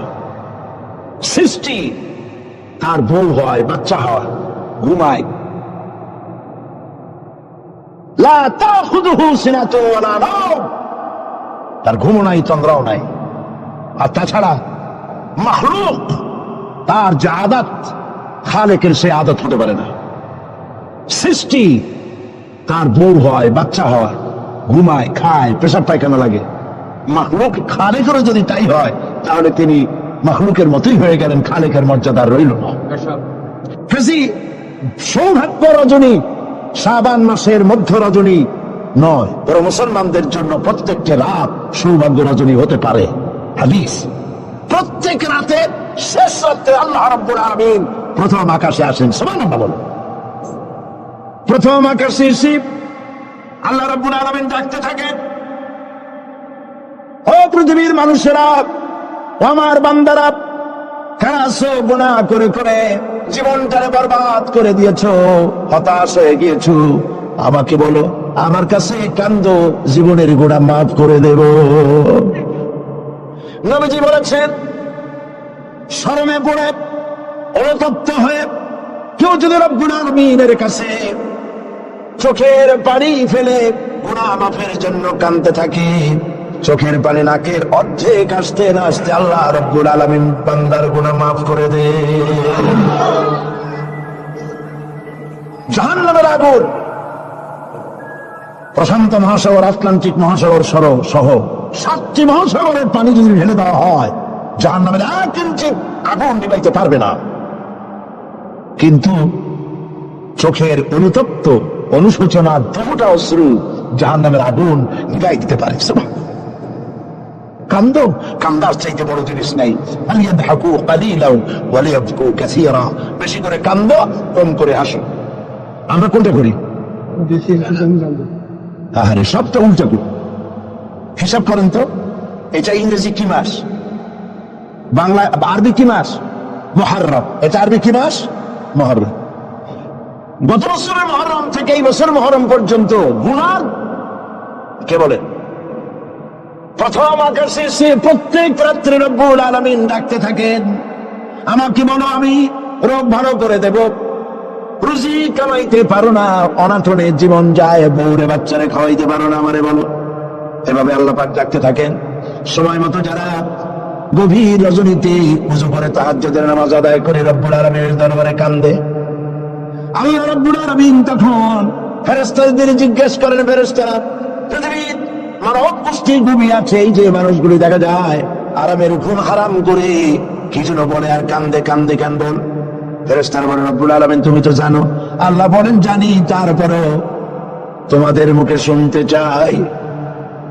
ফেরেশতারা বলে, রব্বুল আলামিন তোমার বান্দা গুনাহ করেছে, গুনাহ দিয়া জীবন নষ্ট করে ফেলেছি, বুঝতে পেরেছে জাহান্নাম ছাড়া কোনো পথ নাই, তারা গুনাহ মাপ চায়, জাহান্নাম থেকে বাঁচতে চায়, জান্নাতে যেতে চায়। একটা একটা করে সব তারা বলে। আল্লাহ পাক জিজ্ঞেস করেন, আমার ফেরেশতারা আমার এই বান্দাগুলি কি আমার দোজখ দেখেছে? ফেরেশতারা বলে, না দেখে নাই। আমার জান্নাত কি দেখেছে? না দেখে নাই। আমারে কি দেখছে? না দেখে নাই। রব্বুল আলামিন বলেন, ফেরেশতারা শোনো, আমার এই বান্দাগুলি আমারে দেখে নাই, আমার বেহেশত দেখে নাই, দোজখ দেখে নাই, শুধুমাত্র কোরআনের কথা নবীর কথা বিশ্বাস করে আরামের ঘুমকে হারাম করে আমার কাছে যেভাবে কাঁদতেছে, ও আমার ফেরেশতারা, আমার জালাল ও ইজ্জতের কসম, আমার রহমতের দরিয়ায় জোশ লেগে গেছে। শুনে রাখো ফেরেশতারা, এই ক্রন্দন যত বান্দা গুলিরে আমি আল্লাহ মাফ করে দিলাম।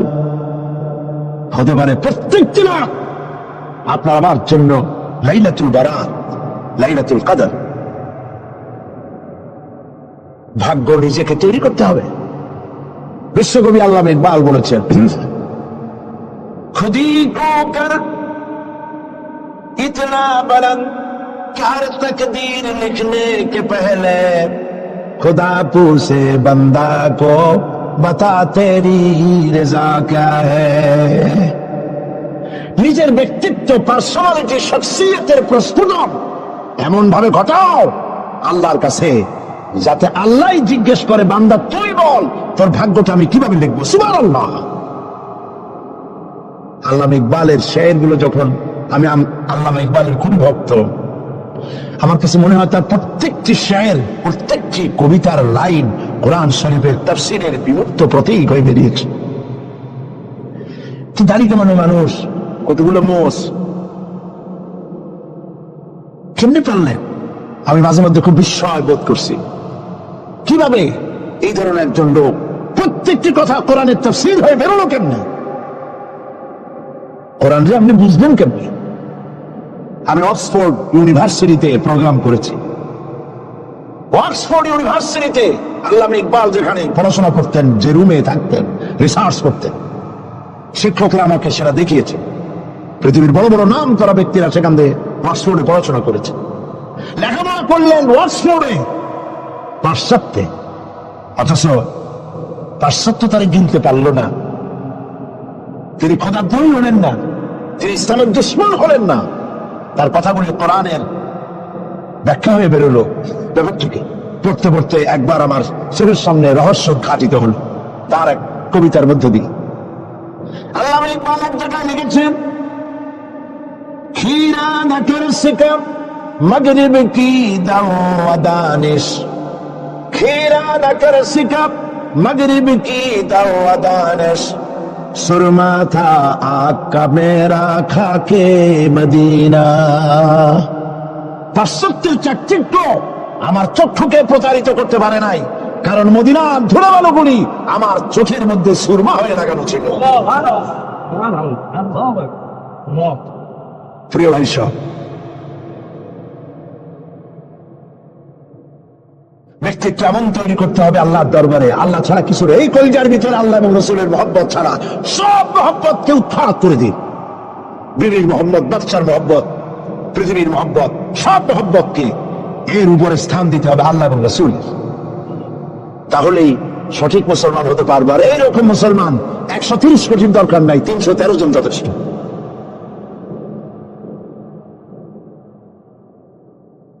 বন্ধুগণ, মহান আল্লাহ রাব্বুল আলামিন তিনি চান শিরক মুক্ত জীবন মুসলমানদের। ইন্না শিরকা লাযুলমুন আযীম, শিরক হচ্ছে মস্ত বড় জুলম, অপরাধ। শিরক করবা না।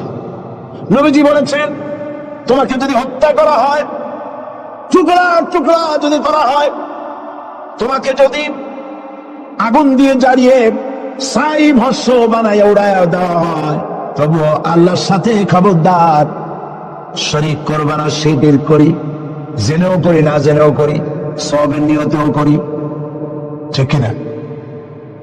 ইসলামের নামে মানত করা হয়, জায়েজ নাই।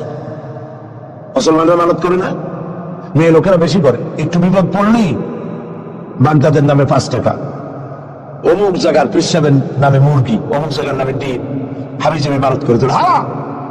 মানত হবে শুধুমাত্র কার নামে বলেন? বলেন জোরে। আল্লাহ ছাড়া কারো নামে মানত করা যাবে না। মাজারগুলির উপরে আগরবাতি, মোমবাতি, চাদর দিয়ে আমাদের দেশে মাজারগুলি যা করছে, আর এই কি মুসলমানে করে? মুসলমানের সম্পর্ক তো মাজারের সাথে কোন সম্পর্ক নেই। মুসলমানদের সম্পর্ক হবে মসজিদের সাথে। এই পৃথিবীতে শ্রেষ্ঠ জায়গা কোনটা? চিল্লায় বলেন। আর সব থেকে নিকৃষ্ট জায়গা কোনটা?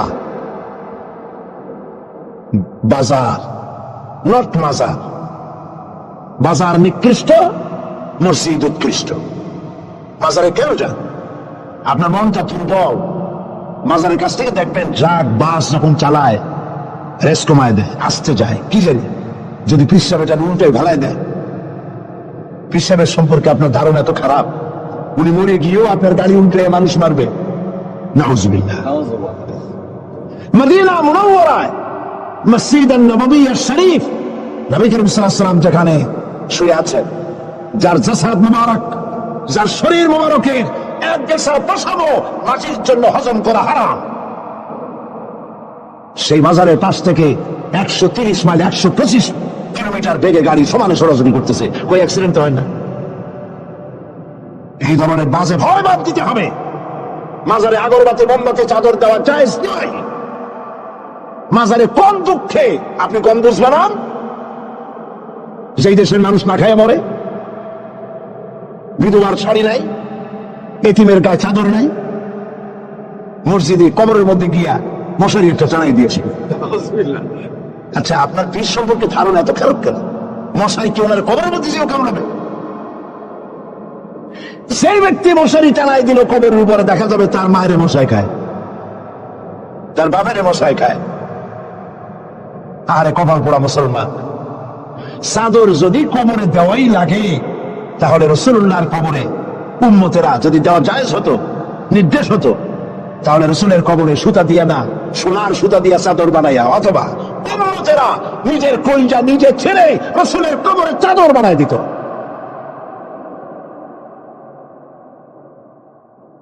কাজে এগুলি বন্ধ করতে হবে। হাইকোর্টের মাজার, সালাতের অর্থ হচ্ছে নিকটবর্তী হওয়া, মুখ ঘুরানো, মুতাওয়াজ্জা হওয়া। ওই যে হযরত ইব্রাহিম আলাইহিস সালাম বলেছিলেন, ইন্নী ওয়াজ্জাহতু ওয়াজহিয়া লিল্লাযী ফাতারাস সামাওয়াতি ওয়াল আরদ। জানেন আপনারা? পড়েন, ইন্নী ওয়াজ্জাহতু ওয়াজহিয়া লিল্লাযী ফাতারাস সামাওয়াতি ওয়াল আরদা হানিফা ওয়া মা আনা মিনাল মুশরিকিন। নিশ্চয় আমার মুখ ঘুরাই দিলাম তার দিকে যিনি আকাশ এবং জমিনের স্রষ্টা, সব কিছুর মালিক যিনি, তার দিকে আমি মুতাওয়াজ্জা হলাম। নামাজের অর্থই হচ্ছে মুতাওয়াজ্জা হওয়া, মুখ ঘুরিয়ে দেওয়া, চেহারা ঘুরিয়ে দেওয়া। আর নামাজের আর অর্থ হচ্ছে নিকটবর্তী থেকে আরো নিকটবর্তী হওয়া। আল্লাহ রাব্বুল আলামিন বলেন, নিকটবর্তী হতে হলে ওয়াসজুদ ওয়াকতারিব, সেজদা দাও আর সেজদার মাধ্যমে আমার নিকটবর্তী হয়ে যাও। সেজদা দিলেই আল্লাহর নিকটবর্তী হওয়া যায়। কোন সুবহানাল্লাহ। সাহাবী, আল্লাহ নবীর সাহাবী প্রশ্ন করেছেন, নবীজি বান্দা কখন আল্লাহর নিকটবর্তী হয়ে যায়?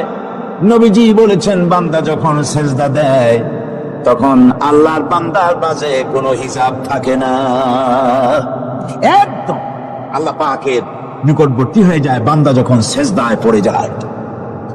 সুতরাং নামাজ হচ্ছে নিকটবর্তী হওয়া, সালাত এটা হচ্ছে নিকটবর্তী হওয়া।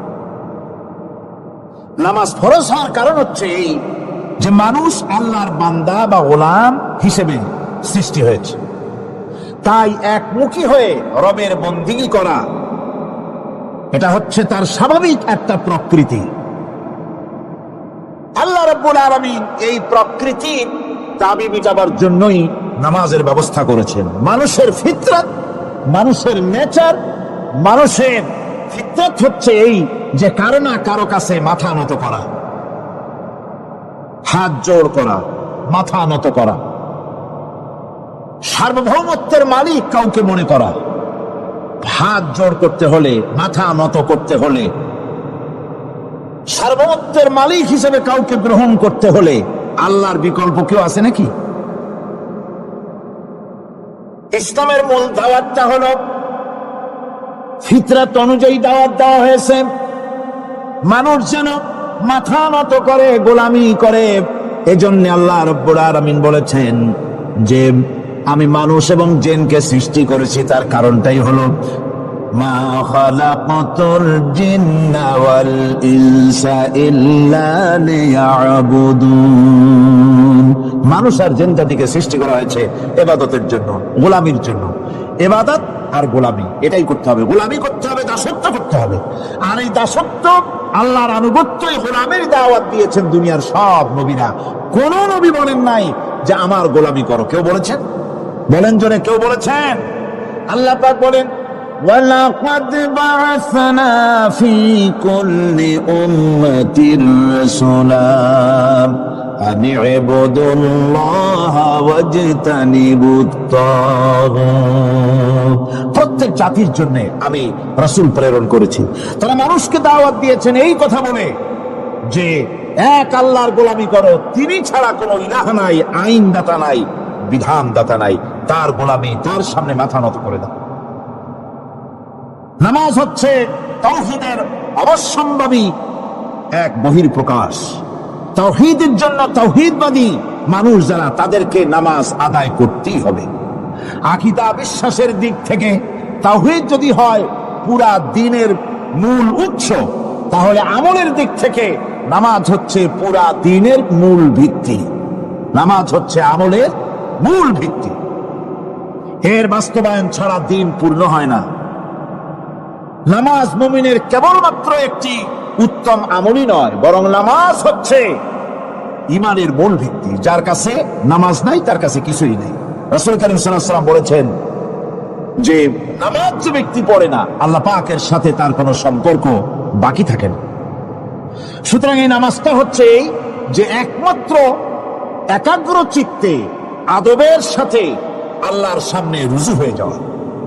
কোরআনে কারীম বলছি মুনিবিনা ইলাইহি ওয়াত্তাকুহু ওয়া আকিমুস সালাতা ওয়া লা তাকুনু মিনাল মুশরিকিন। তোমরা আল্লাহর দিকে রুজু হয়ে যাও এবং তাকে ভয় করে অন্যায় কাজ থেকে বিরত থাকো, আর নামাজ কায়েম করো, মুশরিকদের অন্তর্ভুক্ত হয়ে যেও না। নামাজ কায়েম করা, নামাজের আদেশ কোরআনে কারীমের মধ্যে আল্লাহ পাক বহু জায়গায় করেছেন। ঈমানের পর নামাজই হচ্ছে সবচেয়ে বড় জরুরি। একজন মানুষ ঈমান আনলো, যেমন কালকে একজন ঈমান এনেছে, ঈমান আনার সাথে সাথে তার প্রথম কাজ কি বলুন? বলেন প্রথম কাজ কি? ফজরের নামাজের আগে একজন ইসলাম কবুল করলেন, তার প্রথম দায়িত্ব নামাজকে আদায় করে দেওয়া, ফজরের নামাজ পড়া। যোহরের আগে কেউ ঈমান আনলো, তার প্রথম দায়িত্ব যোহরের নামাজ আদায় করা। আসরের নামাজের আগে ঈমান এনেছে, তার প্রথম দায়িত্ব হলো আসরের নামাজ আদায় করা। তার মানে হলো ঈমান আনার পর একজন ঈমানদারের প্রথম দায়িত্ব হচ্ছে নামাজ। গুরুত্বপূর্ণ বিষয়, খুব ভালো করে শুনতে হবে, ইয়াদ রাখতে হবে প্রত্যেকটি মুসলমানের। এই নামাজ কি জিনিস, কেমনে আদায় করতে হবে, আদায় না করলে কি হবে, গুরুত্বপূর্ণ এই কথাগুলি প্রত্যেকের স্মরণ রাখতে হবে। কিয়ামতের দিন মানুষ যে জাহান্নামে যাবে, জাহান্নামের জন্য জাহান্নামে যেসব কারণে যাবে তার মধ্যে বড় কারণ কালকে বলেছিলাম, দেখি মনে আছে নাকি, বড় কারণ কয়টা? আলহামদুলিল্লাহ মনে আছে। আল্লাহ রাব্বুল আলামিন বলেন, ইয়াতাসাআলুনা আনিল মুজরিমিন, কিয়ামতের দিন অপরাধীদেরকে জিজ্ঞেস করা হবে, মা সালাকাকুম ফি সাকার, জাহান্নামে কেন আসছো? জবাবে তারা বলবে, ক্বালু লাম নাকু মিনাল মুসাল্লিন ওয়া লাম নাকু নুতঈমুল মিসকিন, নামাজ পড়ি নাই আর এতিম মিসকিনদের খেতে দেই নাই, এই কারণেই জাহান্নামে এসেছি। কল নাউযুবিল্লাহ। নামাজ যারা পড়বে না জাহান্নামে যেতে হবে। কোথায় যেতে হবে? আকীদাগত দিক থেকে ঈমান হলো তাওহীদের স্বীকৃতি, আর আমলের দিক থেকে নামাজ হচ্ছে তাওহীদের বহিঃপ্রকাশ। আপনি মুসলমান তা প্রমাণ হবে নামাজ দিয়ে। নামাজহীন ঈমানের দাবি মূল্যহীন। যার নামাজ নাই তার ঈমানের দাবি করার কোনো মূল্যই নেই। অনেক এরকম কথা বলে, হুজুর আমি মানুষটা নিতান্ত খারাপ নই, যাই মনে করেন, গ্রামে রাস্তা বানাইছি, ব্রিজ করে দিয়েছি, কালভার্ট করেছি, এতিম মিসকিনকে তাও মাঝে মধ্যে খাবার দেই, বিধবারে কাপড় চোপড় দেই, মানুষটা আমি নিতান্ত খারাপ না, তবে এই মাঝে মধ্যে একটু নামাজ পড়ি না, তাতে কি আমার ঈমান নষ্ট হয়েছে নাকি? আমি বলি, ভাই ঈমানই তো নাই, নষ্ট হবে কি? ঈমান থাকলে না নষ্ট হবে? ঈমান নাই। সুতরাং একজন মুসলমান যদি নামাজ না পড়ে নিজেকে মুসলমান বলে দাবি করার কোন হক তার নাই, দাবি করার অধিকার নাই। নামাজ হচ্ছে জিন্দিগি, নামাজটাই মূলত জিন্দিগি। নামাজটা কি? জিন্দিগি। আল্লাহ রাব্বুল আলামিন শেখাচ্ছেন, কুল ইন্না সালাতি ওয়া নুসুকি ওয়া মাহইয়ায়া ওয়া মামাতি লিল্লাহি রাব্বিল আলামিন।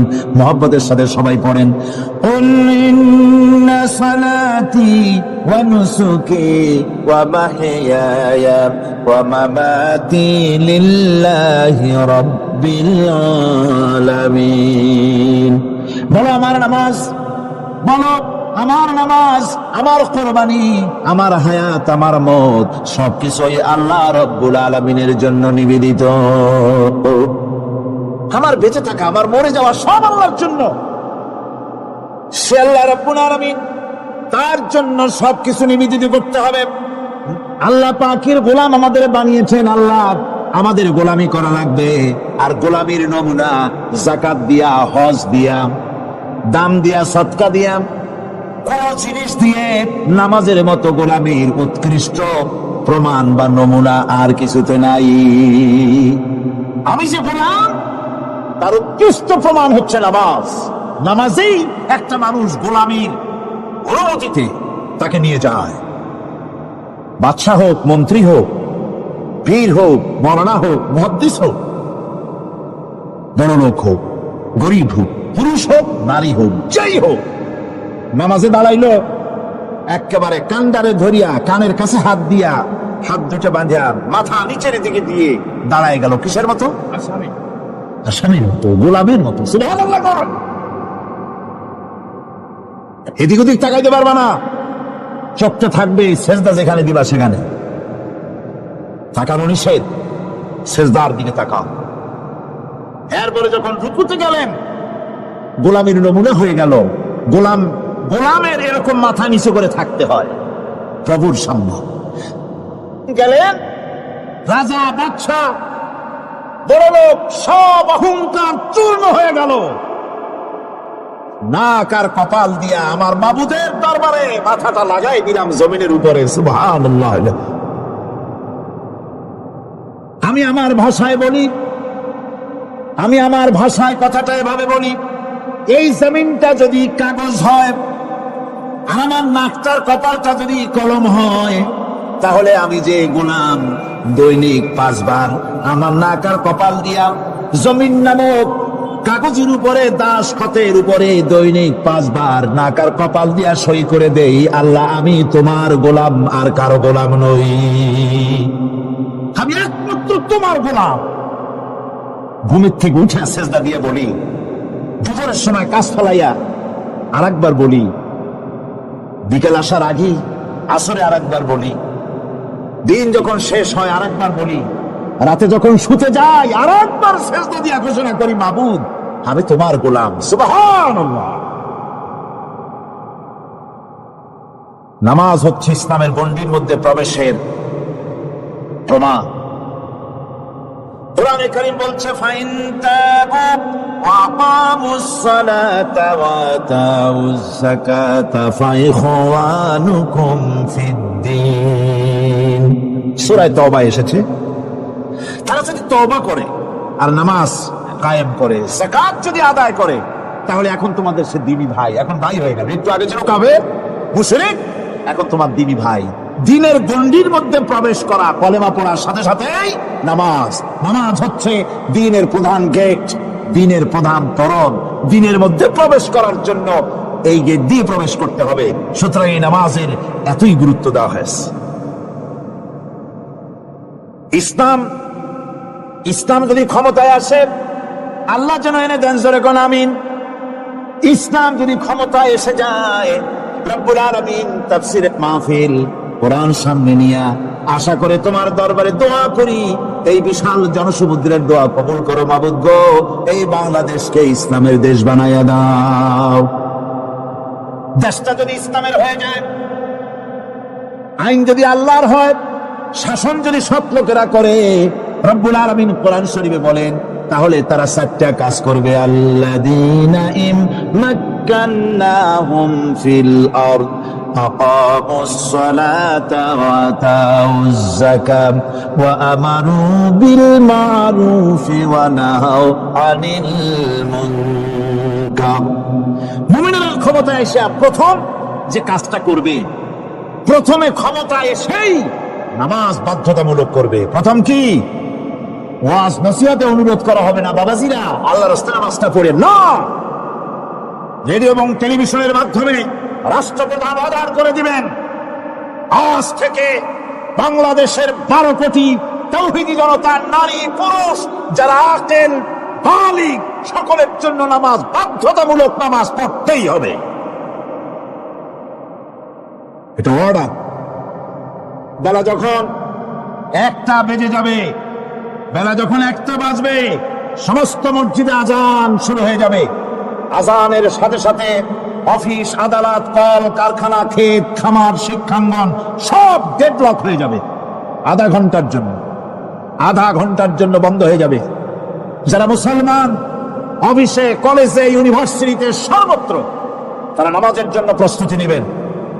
আধা ঘন্টার ভিতরে নামাজ আর খানা সেরে আবার কলেজ চলবে, বিশ্ববিদ্যালয় চলবে, কল চলবে, কারখানা চলবে, ক্যান্টনমেন্ট চলবে, সেক্রেটারিয়েট চলবে, সব আপন গতিতে চলতে থাকবে। আল্লাহর রহমত, বরকত আকাশ থেকে নাযিল হয়ে যাবে। আর এই অর্ডার যে দেওয়া হবে, নামাজ পড়বেন সেখানে। থানায় যখন আজান হবে, থানায় আজান হয়ে গেছে, থানার স্টাফ, পুলিশ যারা আছে জামাতে খাড়া হয়ে যাবে, ইমামতি করবেন ওসি সাহেব।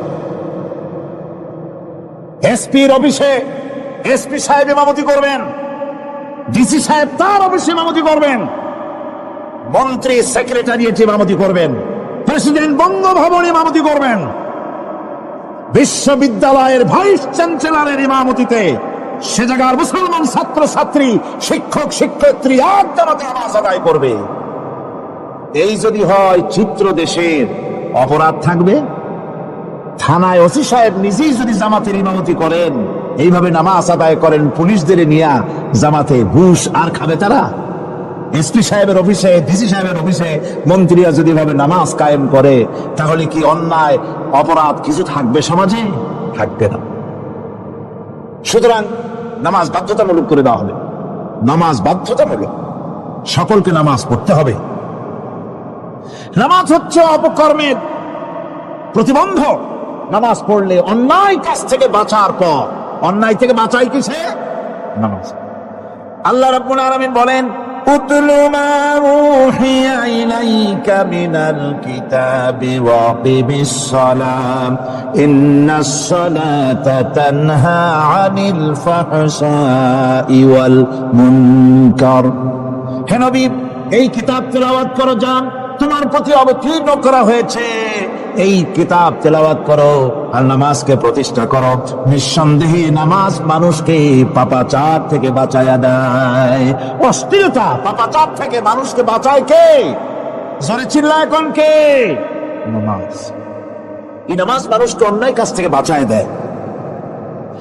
নামাজ যে মানুষকে অন্যায় কাজ থেকে বাঁচায়, কেমনে বাঁচায়? আমরা যে নামাজ পড়ি, এই নামাজে তো আমাদেরকে অন্যায় কাজ থেকে বাঁচাইতে পারে না। নামাজি বহুত মানুষ আছে অন্যায় করে, করে কিনা? কর না, করে না? করে। নামাজি অথচ অন্যায় করে। আর আল্লাহ বলছেন নামাজিকে, নামাজটাকে অশ্লীলতা থেকে ফিরায়। তাহলে কথা কারটা ঠিক? আল্লাহটা। জোরে বলেন, কারটা ঠিক? অবশ্যই আমার আল্লাহর কথা হক। আমি ভুল করতেছি না, আমি যেন কোথাও ভুল করতেছি, সামথিং ইজ রং, কোথাও যেন আমরা ভুল করে বসতেছি, সেই ভুলটা কি আমরা আবিষ্কার করতে চেষ্টা করবো ইনশাআল্লাহ। প্রথম যে কথাটা সেটা হচ্ছে যে আমরা যা নামাজে পড়ি আমরা তা বুঝি না। কথা ঠিক কিনা? আমি যদি এখন প্রশ্ন করি সামি আল্লাহু লিমান হামিদা অর্থ কি কোন, ফার্স্ট ডিভিশনে কয়েকটা লেটার নিয়ে ফেল করবেন এরকম লোক আছেন না নাই? সুবহান রাব্বিয়াল আলা অর্থ কি জানি না। সুবহান রাব্বিয়াল আযীমের অর্থ কি জানি না। দোয়া কুনুত অর্থ কি জানি না। তাশাহুদ অর্থ কি জানি না। সূরা ফাতিহার অর্থ কি জানি না। এমন কি উযুর মধ্যে কয়টা ফরজ তাও নাকি জানা নাই। কথা কি বেশি বললাম না ঠিক বলছি? একজনে জিজ্ঞেস করলো, মিয়া উযুতে কয় ফরজ?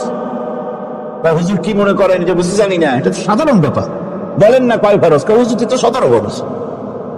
কি কি কয়? হাত ধোয়া, পাও ধোয়া, মুখ ধোয়া, নাক ধোয়া, চোখ ধোয়া, জিহ্বা ধোয়া, মাথা ধোয়া। বলতে বলতে গুণে দেখা গেল প্রায় 19টার মতো বলছে। বলা হলো, মিয়া বললেন আপনি হুজুরতে ফরজ 17টা, কইলেন আপনি 19টা। কয় হুজুর জানি আরো, বলি না আপনাদের ভয়তে। হুজুর জানে না, নামাজ জানে না, তাকে এই নামাজ কেমনে ফিরাবে অন্যায় কাজ থেকে? কথা বুঝতে পেরেছেন? নামাজে আল্লাহু আকবার বললাম, এরপরে সানা পড়লাম, তারপরে সূরা ফাতিহা পড়লাম। সূরা ফাতিহার ভিতরে যে সমস্ত কথাগুলি বললাম সেই কথাগুলি বুঝি না, কি বলেছি তাও জানি না। এরপরে সুবহান রাব্বিয়াল আলা বলেছি, সুবহান রাব্বিয়াল আযীম বলেছি, সামি আল্লাহু লিমান হামিদা বলেছি, অর্থ কি জানি না। আল্লাহ তা শুনতে পান, যে ব্যক্তি আল্লাহর প্রশংসা করেন তিনি তা শুনতে পান। নামাজের মধ্যে আইডিয়া দেওয়া হচ্ছে, তুমি যে আল্লাহর জন্য নামাজ পড়তেছো, প্রশংসা করতেছো, এটা এমন নয় যে আল্লাহ পাক দেখছেন না বা শুনতেছেন না। তুমি যা বলতেছো, প্রশংসা করতেছো, আল্লাহ পাক তা শুনতে পাচ্ছেন। সামি আল্লাহু লিমান হামিদা। সুবহান রাব্বিয়াল আলা। আমি মহান সর্বশ্রেষ্ঠ আল্লাহ রাব্বুল আলামিনের পবিত্রতা ঘোষণা করছি, আমি তার প্রশংসা করছি। সূরা ফাতিহার কি আমরা বলি আপনারা ব্যাখ্যা দেখে বুঝে নিয়েন, সেগুলি আমি এখানে বলে বাকি কথা সব শেষ করতে পারবো না। নামাজে কি পড়েন সেটা যদি জানতেন, অবশ্যই আল্লাহ রাব্বুল আলামিনের কথা কার্যকরী হয়ে যেত। ইন্নাস সালাতা তানহা আনিল ফাহশাই ওয়াল মুনকার।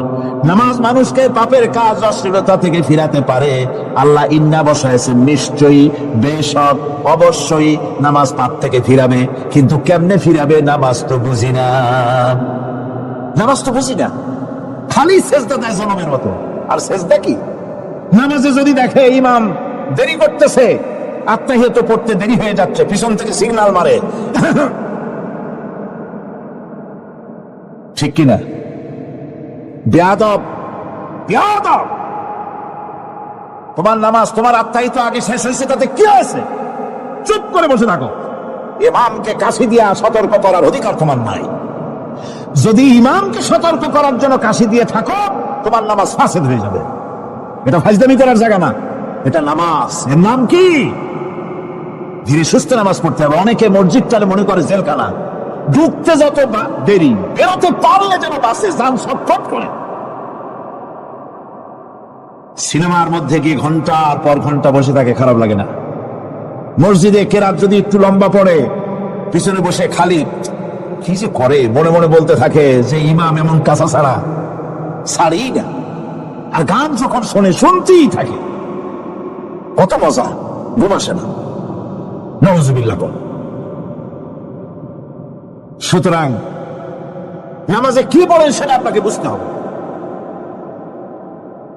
সঠিকভাবে নামাজ পড়ার পরও যদি কোন মানুষের সঠিকভাবে, ভালো করে শোনেন, সঠিকভাবে নামাজ পড়ার পরেও যদি কোনো মানুষ পাপের থেকে না ফিরে, তাহলে বুঝতে হবে একথা, পানি আর সাবান দিয়া কাপড় ধুলে কাপড়ের ময়লা যাবে, কিন্তু পানি আর সাবান দিয়া কয়লা জনমের মতো ধুইলেও কয়লার ময়লা যাবে না। কথা বুঝে আসছে? এর থেকে আর উত্তম দৃষ্টান্ত আমার কাছে নাই। নামাজ পড়ার পরেও যদি চরিত্র ভালো না হয়, বুঝতে হবে নামাজ হচ্ছে না, কাঙ্ক্ষিত মানের নামাজ আদায় হচ্ছে না। আল্লাহর নবী বলেছেন, যার নামাজ পাপ কাজ হতে ফিরাতে পারলো না, তার নামাজ নামাজি নয়। আবার শুনুন, রাসূল বলছেন, যার নামাজ তাকে পাপের কাছ থেকে ফিরাতে পারলো না, তার নামাজ নামাজ নয়। ওটা নামাজ হয় নাই, যার জন্য তার পাপ থেকে তারা ফিরাইতে পারছে না। আর কিয়ামতের দিন বেনামাজিরা সবচাইতে বেশি অপমানিত হবে। সবচাইতে বেশি অপমানিত হবে কারা? বেনামাজিরা। কিভাবে? ইয়াউমা ইউকশাফু আন সাকিন ওয়া ইউদআউনা ইলাস সুজুদি ফালা ইয়াস্তাতিউন। সেদিন কঠিন সময় আল্লাহ রাব্বুল আলামিন লোকদেরকে সিজদা করার জন্য বলবেন, কিন্তু যারা বেনামাজি ছিল দুনিয়ায়, তারা সিজদা দিতে পারবে না। বলেন নাউজুবিল্লাহ। অবস্থাটা কি হবে? খাশিআতান আবসারুহুম তারহাকুহুম যিল্লাহ। তাদের দৃষ্টি নিচু হবে, লাঞ্ছনা এবং অপমান তাদের উপরে চেপে বসবে, সিজদা দিতে পারবে না। আল্লাহ আমাদেরকে ক্ষমা করুন। কিয়ামতের দিন হযরত আদম আলাইহিস সালাম থেকে শুরু করে পৃথিবীর সমস্ত মানুষের সামনে আল্লাহ রাব্বুল আলামিন সিজদা করার জন্য অর্ডার করবেন। যারা নাকি বেনামাজি, ওরা আল্লাহর দরবারে সেদিন সিজদা দিতে পারবে না, লাঞ্ছিত, অপমানিত হবে। যেরকম নাউজুবিল্লাহ। নামাজ, মুমিনের নামাজ একরকম, মুনাফিকের নামাজ হলো আর এক রকম। মুনাফিকরাও নামাজ পড়ে, পড়ে কিনা কোন? মুনাফিকেরাও নামাজ পড়ে। মুনাফিকরা যখন নামাজ পড়তে যায়, আল্লাহ রাব্বুল আলামিন বলতেছেন, ওয়া ইযা কামু ইলাস সালাতি কামু কুসালা। মুনাফিকরা যখন নামাজ পড়তে দাঁড়ায়, নামাজে আসে ঠিক তারা, কিন্তু নামাজের জন্য দাঁড়ায় খুব শৈথিল্য ভারে, শৈথিল্য ভাবে দাঁড়ায়, কাহিলি, সুস্তি, এ জায়গা চুলকায়, পায়জামা ধরে টান দেয়, টুপিটা ঘুরে যায়, এদিক ওদিক তাকায়। মুনাফিকের নামাজ দেখলেই ঠিক পাওয়া যায় যে বেটা মুনাফিক। এইভাবে সে দাঁড়ায়। তার নামাজটা কি জন্য? ইউরাউনান নাসা ওয়া লা ইয়াযকুরুনাল্লাহা ইল্লা কালিলা। তাদের নামাজ হচ্ছে মানুষকে দেখাবার নামাজ। নাউজুবিল্লাহ। এখন দেখবেন এই মৌসুম আসছে, নামাজের মৌসুম, বেনামাজিদের নামাজের মৌসুম। জনসভা হচ্ছে, নির্বাচন আসতেছে, নামাজে রক্ত হয়ে গেছে, তাড়াতাড়ি আজান হয়ে গেল, টুপি না থাকলে রুমাল একটা মাথায় দিল, উজু আছে কিনা আছে, আল্লাহু আকবার, যা আছে কপালে হয়ে যাক। মানুষকে দেখাবার জন্য এরা নামাজ পড়ে। এরা আল্লাহর শরণার্থে নামাজ খুব কম লোকই পড়ে। এরা হচ্ছে মুনাফিক। দুনিয়া এবং আখিরাতে কল্যাণের জন্য একমাত্র মাধ্যম হচ্ছে নামাজ। দুনিয়া যদি কল্যাণ চাই, আখিরাতেও যদি কল্যাণ চাই, তাহলে এর জন্য কি করতে হবে? কি করতে হবে? আমার কথা নয়, আল্লাহ রাব্বুল আলামিনের কথা শুনুন। রব্বুল আলামিন বলেন, قد أفلح المؤمنون الذين هم في صلاتهم خاشعون والذين هم للزكاة فاعلون والذين هم لفروجهم حافظون। নিশ্চিতভাবে সেই সব মুমিন কল্যাণ লাভ করবে, নিশ্চিতভাবে। তারা হচ্ছে ওই সব লোক যারা নিজেদের নামাজ ভীতি মিশ্রিত বিনয় ভাবে, ভীতি মিশ্রিত অবস্থায় বিনয়ের সাথে যারা নামাজ আদায় করে, যারা বেহুদা কাজ থেকে বিরত থাকে, যারা যাকাতের পন্থায় কর্মতৎপর হয়, আর যারা নিজের লজ্জাস্থানকে হেফাজত করে। এরপর আল্লাহ পাক বলেন, ওয়াল্লাযীনা হুম লিআমানাতিহিম ওয়া আহদিহিম রাউন ওয়াল্লাযীনা আলা সালাওয়াতিহিম ইউহাফিজুন ওয়াল্লাযীনা আলা সালাতিহিম হাফিজুন। আর যারা তাদের আমানতকে পূর্ণ করে, আমানত এবং তাদের ওয়াদা চুক্তি পূর্ণ করে, এবং যারা নিজেদের নামাজ সমূহকে পূর্ণভাবে হক আদায় করে নামাজ পড়ে, নামাজের যারা হেফাজত করে, এরা কারা? এরা হচ্ছে উলাইকা হুমুল ওয়ারিসুন আল্লাযীনা ইয়ারিসুনাল ফিরদাউসা হুম ফিহা খালিদুন। এরা হচ্ছে সেই সব লোক, এরা উত্তরাধিকার হচ্ছে জান্নাতের উত্তরাধিকার, জান্নাতুল ফিরদাউসে আল্লাহ রাব্বুল আলামিন এই গুণ বিশিষ্ট লোকদের জন্য জায়গা করে দিবেন। জোরে সুবহানাল্লাহ। নামাজকে পড়তে বলা হয়নি, কোরআন শরীফে বলা হয়েছে নামাজ কায়েম করো। কি বলা হয়েছে কম তো দেখি? নামাজ কায়েম করো, নামাজ পড়ো। এই কথা কিন্তু কোরআন শরীফে কোনো জায়গায় আছে নাকি? এখন কায়েম করা কারে বলে? একটা গুরুত্বপূর্ণ আরেকটি বিষয়, নামাজ কায়েম করতে বলা হয়েছে। কায়েম কি? কায়েমটা হচ্ছে দৃষ্টান্ত স্বরূপ বলা যায় যে জিনিসটা সমাজে প্রতিষ্ঠিত আছে ওইটারে বলে কায়েম হওয়া, আর যেটা প্রতিষ্ঠিত নাই ওটা কায়েম নাই। কায়েম মানে হলো প্রতিষ্ঠিত থাকা। যেমন আমাদের দেশে, আমাদের সমাজে নারী পুরুষ শিশু বৃদ্ধ সকলেই কাপড় পরা, শাড়ি পরা, লুঙ্গি পরা, এই কাপড় পরাটা কায়েম আছে, প্রতিষ্ঠিত আছে না নাই? যার কারণে কাপড় পরা সমাজে কায়েম আছে বলে উলঙ্গ মানুষ সমাজে খুঁজে পাওয়া যায় না, পাগল ছাড়া। ঠিক কিনা? একটা বাচ্চাকেও যদি উলঙ্গ হতে বলেন এখানে, 5 বছর 6 বছরের একটা বাচ্চাকেও, সে কিন্তু রাজি হবে না। ঠিক কিনা? যেহেতু কাপড় পরা সমাজে প্রতিষ্ঠিত আছে, সেহেতু উলঙ্গ মানুষ পাওয়া যায় না, কাপড় পরাটি এখানে প্রতিষ্ঠিত। সুতরাং এখন অবস্থাটা এই হয়েছে, কাপড় পরা প্রতিষ্ঠিত আছে বলে কোন উলঙ্গ মানুষ এসে যদি এই মঞ্চে দাঁড়ায় আর বলে আমাকে একটু বক্তৃতা করতে দেন, আপনারা কি করবেন? মঞ্চে তো উঠতেই দিবেন না। উলঙ্গ মানুষ যদি কোনো চাকরি নিতে চায় ইন্টারভিউতে, তাকে লাইনে দাঁড়াইতে দেবে না। এমনকি উলঙ্গ হয়ে যদি বাড়িতে প্রবেশ করে, তার বউ দূর দূর করে তাড়াই দেবে। ঠিক কিনা? যেহেতু সমাজের ভিতরে কাপড় প্রতিষ্ঠিত আছে, সেই জন্য এই উলঙ্গ মানুষ পাওয়া যায় না। অনুরূপ ভাবে নামাজ যদি প্রতিষ্ঠিত হতো সমাজের ভিতরে, তাহলে বেনামাজি খুঁজে পাওয়া যেত না। চাকরি করতে গেলে সেখানে নামাজ বন্ধ হয়ে যেত, নামাজ পড়ে কিনা তা দেখে নেওয়া হতো। বেনামাজি লোক পাওয়াই যেত না যদি প্রতিষ্ঠিত থাকতো। প্রথম প্রশ্নই হতো তুমি নামাজ পড়ো কিনা। ইলেকশনে যদি একজন উলঙ্গ মানুষ এসে দাঁড়ায়, ভাইরা এবার আমার বোতল মার্কা বাক্স, উলঙ্গ মানুষ এসে ভোটে দাঁড়াইছে, আপনারা ভোট দিবেন? ওই যে কাপড় প্রতিষ্ঠিত আছে বলে, লুঙ্গি প্রতিষ্ঠিত সমাজে আছে বলে উলঙ্গ মানুষকে আপনি ভোট দিবেন না।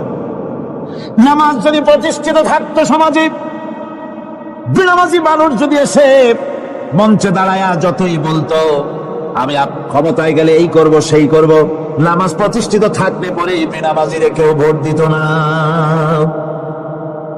নামাজ যদি প্রতিষ্ঠিত থাকতো তাহলে অফিসের অফিসার তো দূরের কথা, বেনামাজি অফিসের ঝাড়ুদারের চাকরিও তার কিসমতে যুক্ত না। যদি নামাজ প্রতিষ্ঠিত থাকতো। এর নাম হলো নামাজ কায়েম হওয়া। নামাজ কায়েম থাকলে এই অবস্থার সৃষ্টি হতো। এই জন্য আল্লাহ পাক বলেছেন নামাজকে কায়েম করতে হবে। নামাজ হবে সব ভালো কাজের মানদণ্ড। সমস্ত ভালো কাজের মানদণ্ড কি? নামাজ। নামাজ আমাদেরকে বড় রকমের শিক্ষা দেয়। কি শিক্ষা দেয়? নামাজ আমাদের শিখায় ঐক্য আর ভ্রাতৃত্ব। ভ্রাতৃত্বের আর ঐক্যের শিক্ষা দেয়। এক নেতার আনুগত্য করা শিখায়। জামাত যত বড় হোক, ইমাম হবে কয়জন? একজন ইমাম হবে। আর এই ইমাম মানে কি? নেতা। ইমাম মানে কি? নেতা নির্বাচন শিখায় নামাজে। নেতা নির্বাচন কে শিখায়? নামাজ শিখায়। বোঝেন খুব ভালো করে। কিভাবে? মনে করুন চট্টগ্রাম শাহী মসজিদে ইমাম প্রয়োজন। এখন সেই ইমাম নেওয়ার জন্য ইন্টারভিউ কল করা হলো, বিজ্ঞাপন দেওয়া হলো পত্রিকায়। অনেক আলেম আসলেন। ইন্টারভিউ বোর্ডে যারা বসলেন তারা ইন্টারভিউটা কিভাবে নেবেন? যার মাথার চুল লম্বা বেশি তার ইমামতি দেওয়া হবে। যার লুঙ্গিটা পায়ের গিরার তলে তারে দেওয়া হবে। যার মোষটা মুখের মধ্যে গিয়া ঢুকছে, হাসি দিলে বোঝাই যায় না হাসে না কান্দে, তারে দিবে। দাড়িগুলা কামাইছে তারে দেবে। সিগারেট খায় বা অবশ্য চট্টগ্রাম আর সিলেটে সিগারেটের ফতোয়া ভিন্ন রকম। বরিশালে আমি যেখানে জন্মগ্রহণ করেছি, আমার এলাকায় কোন আলেম যদি সিগারেট খায়, মসজিদের ইমাম তো ভালো, মসজিদ সারুতিতেও ঢুকতে দেবে না মসজিদকে। এটা এই এলাকার এক রকমের কায়দা। আমি এটার ব্যাপারে কথা নাই বললাম। তো আপনারা খুঁজে দেখবেন সে সিনেমা দেখে নাকি, মিথ্যা কথা বলে নাকি, বড় পর্দায় থাকে নাকি। এগুলি মাইক্রোস্কোপ যন্ত্র দিয়ে ইমামের মাথা থেকে পা পর্যন্ত দেখবেন কিনা কোন? আচ্ছা এবার কোন তো দেখি এই ইমাম সাহেব ইমামতি করবে কতজন লোকের? 500, 1000। শাহী মসজিদে ধরেন 5000 লোক হইল। 5000 লোক, 5000 লোকের ইমাম নির্বাচনের সময় পা থেকে শুরু করে মাথা পর্যন্ত দেখেন, এমনকি বউ পর্যন্ত। বৌমনি আনিয়ে দেখেন না, পর্দা থাকে কিনা এই যে আপনারা দেখেন, ঠিক কিনা? এ খবরটা নেন। 5000 লোকের একটা ইমাম বানাতে গিয়ে মাইক্রোস্কোপ যন্ত্র দিয়ে দেখেন মোষ কেমন, দাড়ি কেমন, চুল কেমন, পাও কেমন, হাত কেমন, হাতে নখ লম্বা কিনা, দাঁতে ছাতা কিনা, দুই পর্দায় থাকে কিনা, মিথ্যা কথা কয় কিনা, এত দেখেন। আর যখন নির্বাচন আসে তখন 2.5 থেকে 3 লক্ষ মানুষের জন্য একজন এমপি নির্বাচিত হয়। সেই ইমামকে বাছাই করার জন্য নামাজ পড়ে কিনা, জিনাকার কিনা, মদখোর কিনা, সুদখোর কিনা, ঘুষখোর কিনা, বদমাশ কিনা বাছাই করা হয় না।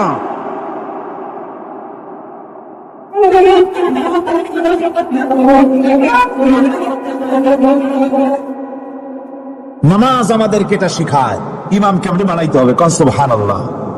নামাজ ঐক্য শিখায়, নামাজ ভ্রাতৃত্ব শিখায়, নামাজ পারস্পরিক মহব্বত শিখায়, নামাজ নেতা কেমন হওয়া উচিত, নেতা নির্বাচন শিখায়। আবার নেতা ভুল করলে তার ভুল বলা যাবে না, এরকম হতে পারবে না।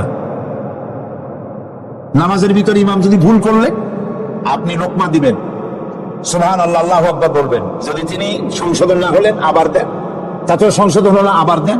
3 বার লোকমা দেওয়ার পর যদি ভুল সংশোধন না করে নামাজ ছেড়ে দেন, ইমামকে বের করে দেন, নতুন ইমাম নিয়োগ করেন।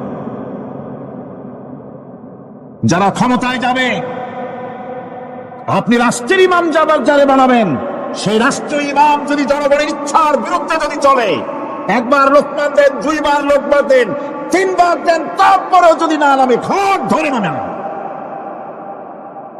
নামাজ আপনাকে নেতা নির্বাচন, নেতাকে প্রতিষ্ঠিত রাখা, নেতার আনুগত্য আপনাকে শেখায়। নামাজ লাইন সোজা করে দাঁড়াতে হবে। লাইন যদি বাঁকা করেন আপনার কলিজাটা ওরকম বাঁকা হয়ে যাবে। নাউযুবিল্লাহ। নামাজের কাতারে যার কারণে নামাজের কাতার বাঁকা হবে, পুরা কাতারের জন্য আল্লাহর কাছে ওই লোকটা দায়ী হয়ে যাবে। নামাজ শৃঙ্খলা শেখায়। সুবহানাল্লাহ করতে ইচ্ছে করে না? নামাজ শৃঙ্খলা শেখায়, শৃঙ্খলা বোধ শেখায়, সোজা হয়ে দাঁড়ায়। তারপরে ঐক্য এবং মহব্বত শেখায়। নামাজের ভিতরে যখন দাঁড়ায় গেলেন, আমির দাঁড়ালো, ফকির দাঁড়ালো, মন্ত্রী দাঁড়ালো, তার ড্রাইভারও দাঁড়ায় গেল, একই কাতারে দাঁড়ায় গেছে।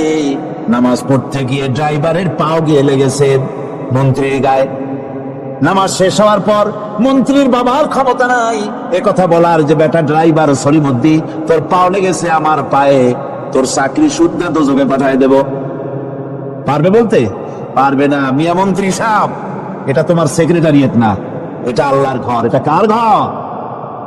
এক হি সব মে খড়ে হো গে মাহমুদ ও আয়াজ, এক হি সব মে খড়ে হো গে महमूद आयाज, न कोई बंदा रहा न कोई बंदा नवाज। एक ही কাতারে দাঁড়িয়ে গেছে সম্রাট মাহমুদ আর চাকর আয়াজ। এখন সম্রাট মাহমুদও নাই, চাকর আয়াজও নাই, সম্রাট আর চাকর দুজনই আল্লাহ পাকের গোলাম হয়ে গিয়েছে। তুমি মসজিদে এসেছো, তুমি আল্লাহর গোলাম। কার গোলাম? আল্লাহ পাকের গোলাম। এই জিনিস শিখায় নামাজ। নামাজ শিখায় মানুষকে পাঞ্চুয়ালিটি, নিয়মানুবর্তিতা, সময়ের জ্ঞান শিখায় নামাজ। নামাজ মানুষকে কি শিখায়? আল্লাহ রাব্বুল আলামিন বলছেন, ইন্নাস সালাতা কানাত আলাল মুমিনিনা কিতাবাম মাওকুতা। নিঃসন্দেহে নামাজ মুমিনদের নিয়মানুবর্তিতার সাথে ফরজ করা হয়েছে, তাদের উপরে নিয়মানুবর্তিতার উপরেই, সময়ের উপরে নামাজকে ফরজ করা হয়েছে। আপনার আন্দাজ মতো আপনি পড়তে পারবেন না, সময় মতো পড়তে হবে, আউয়াল ওয়াক্তে পড়তে হবে। আমার দেশের মসজিদগুলিতে ফজরের নামাজ পড়া হয় এমন সময় পূর্ব দিক ফর্সা হয়ে যায়। ইমাম সাহেব যদি ভুল করেন, নামাজ যদি দোহরাতে যান, তাহলে সূর্য উদয় হয়ে যাবে, এমন অবস্থা। নামাজ এত দেরিতে পড়া হয়। প্রত্যেক ওয়াক্তের নামাজ আউয়াল ওয়াক্তে পড়ার জন্য রাসূল সাল্লাল্লাহু আলাইহি ওয়াসাল্লাম তাগিদ করেছেন। সময়ের দিকে লক্ষ্য রাখতে বলা হয়েছে। যেই জাতি, লক্ষ্য করুন, যে জাতি দৈনিক 5 বার টাইমলি, অক্ত মতো, সময় মতো নামাজ আদায় করতে হয়, দুর্ভাগ্যজনক সত্য, সেই জাতির কাছে সময়ের কোনো দাম নাই। সময়ের দাম নাই। 9টার গাড়ি কয়টা আসবে? 9টার গাড়ি কয়টা আসবে? একদিন দেখা গেল সত্যি 9টার সময় এসে গেছে। যাত্রীরা বলছে মাশাআল্লাহ, অন্তত একটা দিন তো 9টার সময় আসলো। স্টেশন মাস্টার বলছে না, খুশি হওয়ার কারণ নাই, আজকের না, এটা গতকালকেরটা। আমার আমেরিকার সফরের সময়, যে বাড়িতে আমি আমেরিকায় থাকি, কুইন্স এলাকায়, নিউ ইয়র্ক সিটিতে, সে বাড়িওয়ালা চাকরি করে। সে আমাকে বলল 10টি বছর আমি একটা ট্রেনে যাতায়াত করি। সে বলছে রাত 3:45 ট্রেনটা আসে, ওই ট্রেনে চড়ে সে তার কর্মস্থলে যায়। বললো 10টা বছর আমি এখানে আছি, 10 বছরের ভিতরে এই ট্রেনটা 1 মিনিটের জন্য এদিক ওদিক করলো না, ঠিক 3:45 এসে হাজির হয়ে গেছে। ঝড় হোক, বৃষ্টি হোক, স্নো পড়ুক, বরফ পড়ুক, টাইমলি চলতেছে। দুনিয়ায় ভিন্ন জাতিরা যে উন্নতি করে, তার পেছনে সময়ের জ্ঞান তাদের অনেক বেশি আমাদের থেকে। কথা ঠিক কিনা? আমাদের সময়ের জ্ঞান নাই, সময়ের কোনো মূল্য আমরা দেই না। 2টার সময় মিটিং হবে, মন্ত্রী সাহেব আসেন 5টার সময়, ঠিক কিনা? বক্তৃতার জন্য সময় দেওয়া হয়েছে 20 মিনিট, নাহমাদু ওয়া নুসাল্লি আলা কইয়া সুর দিয়া 35 মিনিট গেছে নাহমাদু কইতে কইতে। সময় 20 মিনিট, তার মনেই নেই। এই যে সময়ের জ্ঞান নাই, এটা ব্যর্থতা। নামাজ মানুষকে সময়ের জ্ঞান শিখায়, কোন আলহামদুলিল্লাহ। এই সময়ের জ্ঞান আমাদেরকে শিখতে হবে। এবার আমি আপনাদের সামনে বলতে চাই, আল্লাহর নবী জনাব মুহাম্মদ রাসূলুল্লাহ সাল্লাল্লাহু আলাইহি ওয়াসাল্লাম নামাজের ব্যাপারে কি বলছেন। এতক্ষণ তো আল্লাহর কথা শোনালাম, কার কথা শোনাইস? আমার আল্লাহর নবী বলেন, নবীকে প্রশ্ন করা হলো, ইয়া রাসূলুল্লাহ, আইয়ু শাইইন আহাব্বু ইনদাল্লাহি ফিল ইসলাম, ইসলামের মধ্যে আল্লাহর কাছে কোন জিনিসটা বেশি প্রিয়? আল্লাহর কাছে ইসলামের কোন জিনিসটা বেশি প্রিয়? হুজুর বললেন, as-salatu li waqtiha, মান তারাকা সালাতান ফালা দীনা লাহু ওয়াস-সালাতু ইমাদুদ্দিন। আল্লাহর কাছে সবচাইতে বেশি প্রিয় হচ্ছে নামাজ। সবচাইতে প্রিয় কি? নামাজ। ওয়াক্তমতো নামাজ আদায় করা আল্লাহ পাকের বেশি প্রিয়। আর এই নামাজ হচ্ছে দ্বীনের খুঁটি। এটা দ্বীনের কি খুঁটি? এই যে খুঁটিগুলো আছে, খুঁটিগুলো ফালাই দিলে তারপর আপনার এই প্যান্ডেল থাকবে? থাকবে না। বিল্ডিং এর পিলার ভেঙে দেন, বিল্ডিং টিকবে? ঘরের খুঁটিগুলি উড়াই ফেলান, ঘর টিকবে? টিকবে না। দিনের খুঁটি হচ্ছে নামাজ। লা দীনা লিমান লা সালাতা লাহু। যার কাছে দিন নাই, যার কাছে নামাজ নাই, তার কাছে কি নাই? দিন নাই, ঈমান নাই। আল্লাহর নবী বলেছেন, ওয়ান জাবির রাদিয়াল্লাহু তাআলা আনহু قال قال رسول الله صلى الله عليه وسلم بين العبد وبين الكفر ترك الصلاة। আল্লাহ পাকের নবী বলেন, আল্লাহর বান্দার মুমিন, আল্লাহর বান্দার কাফির, দুইজনের মধ্যে পার্থক্য হলো যে ব্যক্তি নামাজ পড়ে সে আল্লাহর গোলাম, যে নামাজ পড়ে না সে কাফের হয়ে গেল। যে নামাজ পড়লো না সে কাফের হয়ে গেল। মান তারাকা সালাতান মুতাআম্মিদান ফাকাদ কাফারা। যে ব্যক্তি ইচ্ছে করে নামাজ ছেড়ে দিল সে কাফের হয়ে গেল। বলেন নাউযুবিল্লাহি মিন যালিক। এই জন্য নামাজ আদায় করা বাধ্যতামূলক প্রত্যেকটি মুসলমানের জন্য।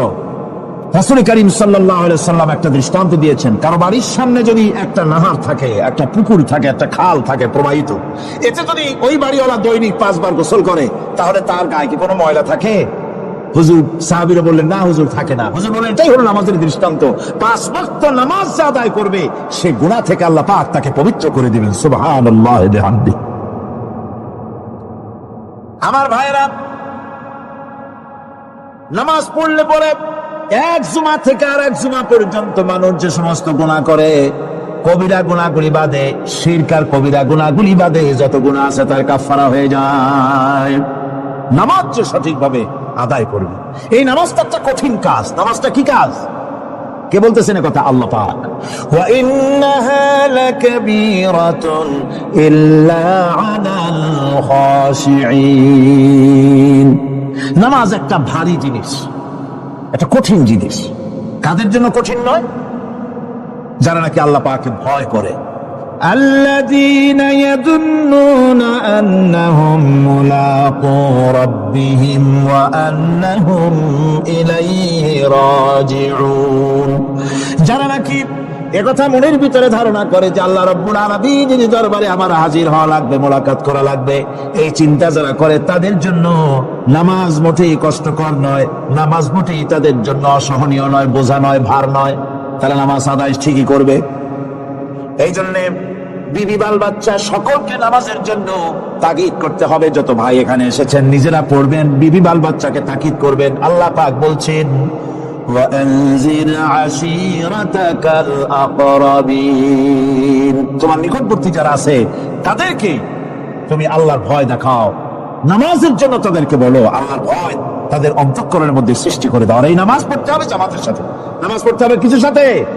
জামাতের সাথে।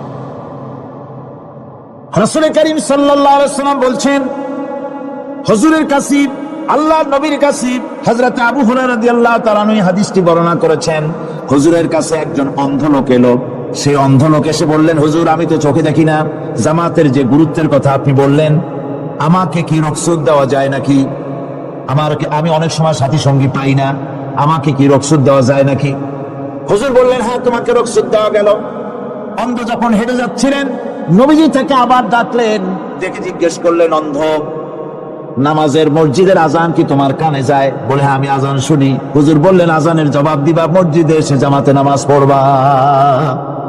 একজন অন্ধকে রুখসত দেওয়া হয় নাই। মসজিদে আজান শোনার পর ঘরে বসে যদি নামাজ আদায় করেন, নামাজের হক আদায় হবে না। হুজুর সাল্লাল্লাহু আলাইহি ওয়াসাল্লাম বলেছেন, মসজিদে আজান হওয়ার পর যে ব্যক্তি ঘরে বসে নামাজ পড়ে, আমার ইচ্ছা হয় ভক্ত আগুন দিয়ে জ্বালায় দেয়। কে বলতেছেন? রাহমাতুল লিল আলামিন বলতেছেন।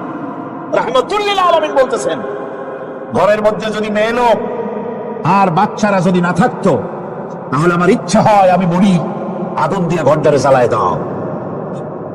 এই ঘরের মহব্বতেই তো সে বাইর হয় না। নামাজের এত বড় গুরুত্ব দেওয়া হয়েছে। আমার বন্ধুগণ, এই নামাজের জামাতে আল্লাহর নবী জীবনের শেষ নামাজ জামাতে আদায় করেছেন। জীবনের শেষ নামাজটাও জামাতে আদায় করলেন। তখন তার এমন অবস্থা, এত অসুস্থ, দাঁড়াতে পারেন না, হাঁটতে পারেন না। দুইজন সাহাবীর কাঁধের উপরে ভর করে তারপরে বহু কষ্ট করে মসজিদে গিয়ে নামাজ আদায় করেছেন। খুতবা দিয়েছেন। বললেন, খুতবা দিতে গিয়ে বললেন, আজ থেকে মসজিদে নববীর চতুর্দিকের সকলের দরজা বন্ধ হয়ে যাবে, শুধু আবু বকরের দরজাটা খোলা থাকবে। আল্লাহর নবী বললেন, আল্লাহ রাব্বুল আলামিন এই পৃথিবীতে তার এক বান্দাকে জাগতিক সব সম্পদ দিতে চেয়েছিলেন, কিন্তু সে বান্দা সব জাগতিক সম্পদকে উপেক্ষা করে মাবুদের সঙ্গে দেখা করা বেশি জরুরি, বেশি পছন্দ মনে করেছেন। এতটুকুন কথা নবীজি বললেন, কেউ কিছু বুঝলো না। হযরতে আবু বকর রাদিয়াল্লাহু তাআলা আনহু হুজুরের এই কথা শুনে কাঁদতে কাঁদতে তিনি অস্থির হয়ে যাচ্ছেন। সাহাবীরা চিন্তা করলেন, হুজুর কান্না কার কথা বলেছেন, তাতে কান্নার কি আছে? বয়োবৃদ্ধ জ্ঞান বৃদ্ধ হযরতে আবু বকর রাদিয়াল্লাহু তাআলা আনহু বুঝতে পেরেছেন এই পৃথিবীর সব সম্পদ তো আল্লাহ হুজুরকেই দিতে চেয়েছিলেন। তিনি সমস্ত সম্পদকে উপেক্ষা করে তার মাবুদের সঙ্গে দেখা করার জন্য প্রস্তুতি নিয়েছেন। তার মানে হলো আল্লাহ নবীর বিদায় হয়ে যাবেন, আমরা নবী থেকে এতিম হয়ে যাব। নবীজি ঘরের মধ্যে প্রবেশ করলেন, প্রচন্ড জ্বর এলো। এই প্রচন্ড জ্বর নিয়ে তিনি শুয়ে আছেন, কখনো বেহুশ কখনো হুশ, এর মধ্যে সারাজান হয়ে গেল। সাহাবীরা বহুক্ষণ অপেক্ষা করে হযরত আবু বকরের ইমামতিতে নামাজ শুরু করলেন। হুজুরের হুশ এলো, প্রশ্ন করলেন, আয়েশা রে এখন কোন সময়? হযরত আয়েশা বলেন, ইয়া রাসূলুল্লাহ, মসজিদে নববীতে নামাজ শুরু হয়ে গেছে। সাহাবীরা অনেকক্ষণ অপেক্ষা করে আমার বাবার ইমামতিতে নামাজ পড়তেছে সবাই, কিন্তু সাহাবীরা কেঁদে কেঁদে নামাজের মধ্যেই কাঁদতে কাঁদতে অস্থির হয়ে যাচ্ছে। তাদের মনের ধারণা হয়েছে নবীজির পেছনে নামাজ পড়ার কিসমত থেকে তারা মাহরুম হয়ে গেল। নবীজি বলেন, আয়েশা দরজা খুলে দাও আর আমার মাথাটা একটু উঁচু করে ধরো, আমি একটু নামাজের দৃশ্যটা দেখি। দরজা খুলে দেওয়া হলো, নবীজির মাথা উঁচু করে ধরা হলো। নামাজের জামাতের দৃশ্য দেখে নবীজি আবার শুয়ে পড়লেন। হযরত আয়েশা লক্ষ্য করে দেখেন নবীজির দুই চোখের কোণা দিয়া পানি পড়তেছে। মা আয়েশা জিজ্ঞেস করেন, ইয়া রাসূলুল্লাহ, নামাজের দৃশ্য দেখে চোখে কেন পানি এলো? হুজুর বলেন, আয়েশা রে, এটা কোনো দুঃখের পানি নয়, এটা তৃপ্তির পানি। এই যে জামাত নামাজ পড়তেছে লোকেরা, এই জামাত কায়েমের জন্য তায়েফের ময়দানে অনেক রক্ত আমার ঝরেছে, উহুদের ময়দানে দামদার মোবারক শহীদ হয়েছে, সাহাবায়ে কেরাম জীবন দিয়েছে। এই যে জামাত আমি দেখতে পেলাম, ভবিষ্যতের একটা ছবি যেন চোখে ধরা পড়লো। আমার মনে হলো কিয়ামত পর্যন্ত এই পৃথিবীতে আমার যত উম্মত আসবে তারা এইভাবে করে জামাতে নামাজ আদায় করবে। নবীজি মাথার কাছে মালাকুল মউত যখন এসে গেছে, আমার ভাইরা, এই পৃথিবীতে যত নবীরা এসেছিলেন মৃত্যুর সময় সমস্ত নবীরা শেষ কথা যেটা বলেছেন, হাদিস, সমস্ত নবীরা উম্মতের জন্য মৃত্যুর মুহূর্তে শেষ কথা যেটা বলেছেন সেটা হলো আসসালাত, আসসালাত, নামাজ, নামাজ। আমার নবী যখন বিদায় হয়ে যান, বিদায় মুহূর্তে মেয়ের কথা বললেন না, কলিজার টুকরা নাতির কথা বললেন না, জামাইয়ের কথা বললেন না, স্ত্রীর কথা বললেন না, মৃত্যুর সময় শেষ কথা বললেন আসসালাত, আসসালাত ওয়া মা মালাকাত আইমানুকুম, নামাজ, নামাজ, আমার উম্মতেরা নামাজ, আমার উম্মতেরা নামাজ ছেড়ে দিও না, নামাজ। যেই নবী উম্মতের জন্য এত কাঁদলেন, নামাজের জন্য এত কথা বলে গেলেন, আল্লাহ রাব্বুল আলামিন নামাজের জন্য এত নির্দেশ করলেন, নবীজি ইন্তেকালের সময় নামাজের কথা বলে দিলেন, সেই মুসলমান আজ নামাজ আদায় করে না, নামাজ পড়ে তো নামাজ শুদ্ধ হয় না। হযরত হুযায়ফা রাদিয়াল্লাহু তাআলা আনহু তিনি একবার ইয়েমেন সফর করেছিলেন, এক মসজিদে নামাজ পড়লেন, একজনকে তিনি নামাজ পড়তে দেখলেন। নামাজ পড়তে দেখে তিনি অপেক্ষা করলেন, লোকটার নামাজ হয়ে যাওয়ার পর তিনি প্রশ্ন করলেন, আল্লাহর বান্দা, তুমি কতদিন এরকমের নামাজ পড়তেছ? তিনি বললেন, প্রায় 40 বছর তো হবে আমি এরকম নামাজ পড়তেছি। হযরত হুযায়ফা বলেন, তুমি কি আমারে চেনো? কয়, না, চিনি না। হযরত হুযায়ফা বললেন, আল্লাহর বান্দা শোনো, আমি হচ্ছি আল্লাহর নবী মুহাম্মদ রাসূলুল্লাহ সাল্লাল্লাহু আলাইহি সাল্লামের সাহাবী হুযায়ফা। ও আল্লাহর বান্দা, তুমি যেভাবে নামাজ পড়েছো এইরকম যদি 40 বছর নামাজ পড়ে থাকো, আল্লাহর কসম করে বলি নবীজি যে নামাজ শিখাইছেন তোমার সে নামাজ হয় নাই, রাসূলুল্লাহ নামাজ হয় নাই, নামাজ পড়লেই হবে না। রাসূলুল্লাহ বলেছেন সাল্লু কামা রাআইতুমুনি উসাল্লি, নামাজ পড়ো সেইভাবে যেভাবে আমারে পড়তে দেখো। বিশ্বাস করুন ভাইরা, নামাজ যদি না হয়, হরতাল করিয়া, মিছিল করিয়া, বিক্ষোভ করিয়া, যে কোনো আন্দোলন করে ইসলামকে বিজয়ী করা যাবে না যতক্ষণ পর্যন্ত নামাজ সহি না হবে। নামাজ হচ্ছে ফাউন্ডেশন, নামাজ নাই কিচ্ছু নাই। ঠুকঠাক করে দুইটা সেজদা দিয়ে উঠে যাবেন, আপনার ইসলামী আন্দোলনের 4 পয়সার দাম নাই। নামাজ আগে, জিহাদের ময়দানেও নামাজ, যেখানে আছেন ওখানেই নামাজ পড়তে হবে, আর তা পড়তে হবে আদবের সাথে, মুহাব্বতের সাথে। আপনারা বিরক্ত হচ্ছেন না তো? অন্তত এক তাসবিহ পরিমাণ তো বোঝেই। যদি তা না হয়, রুকুর থেকে দাঁড়ালেন, সেজদায় চলে গেলেন, ওয়াজিব তরক হলো। সেজদা দিবেন না, নামাজ ফাসিদ হয়ে গেল, নষ্ট হয়ে গেল নামাজ। এটা পাগলামি না। নামাজ সহিভাবে আদায় করতে হবে। নামাজ থেকে দাঁড়াবেন, রুকুর থেকে দাঁড়ায় গেলেন, বলবেন রব্বানা